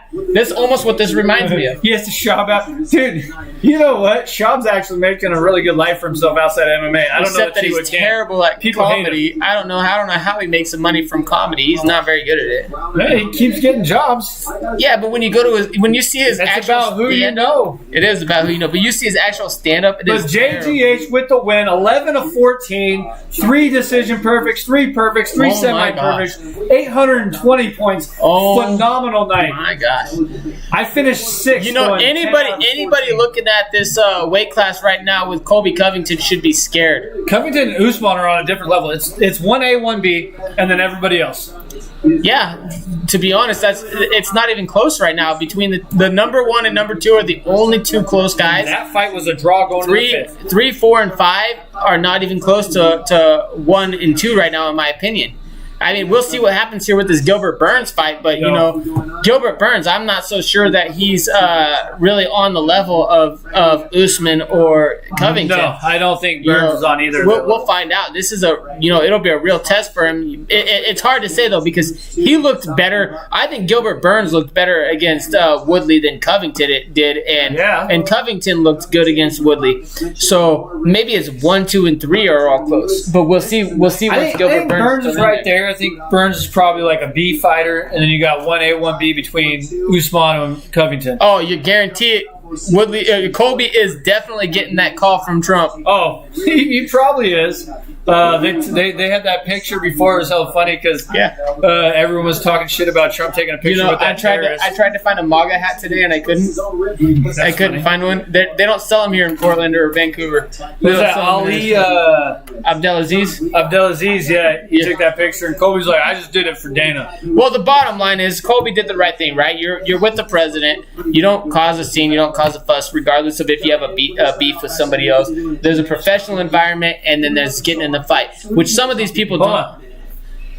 People don't understand. Hold on, we want to hear this. The majority is ready to make some noise. The silent majority. Wait till November 3rd when Donald Trump gets his hand on something. That's going to be a landslide. Ooh. Well, I mean, do you want the? I want to dedicate this fight to all the first responders.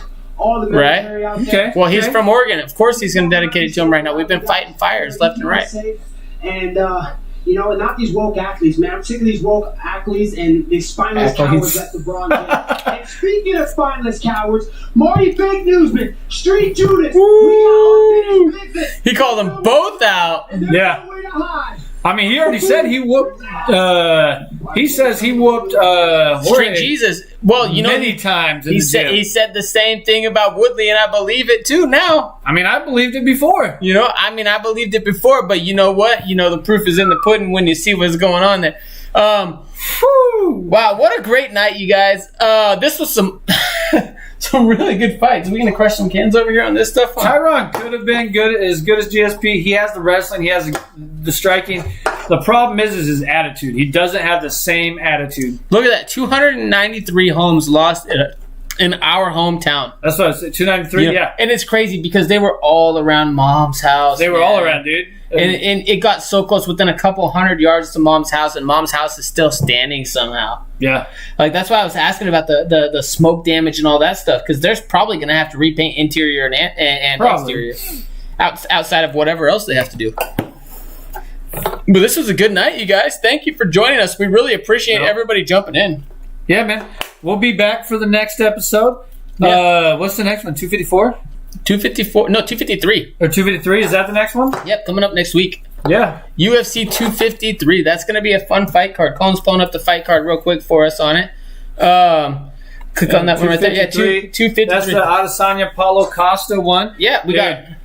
Yeah. It's going to be so fun. So not only that. 2 title fights. We got 2 title fights, yeah.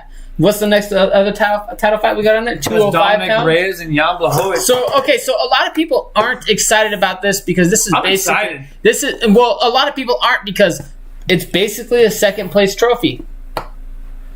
Miami's only down 8 with a minute left. Do you hear what I'm saying though? We're talking about MMA, not basketball right now. Yeah. This is basically a second place trophy, isn't it? It's the same thing they said with DC when he won the title when John. Yeah, and even up to this day, the only reason I don't consider DC as really a GOAT is because every time he won a belt, or he won the belt in 205 pounds, it was because John Jones was suspended. Now he wins it at heavyweight. He had the opportunity to prove that he was the real GOAT there, but he lost the trilogy. He lost the 2 or 3. He lost that. So with that one there, I don't know. Now we go to Love the y'all, heavyweight. Wes. See you later. Hey, have a good night.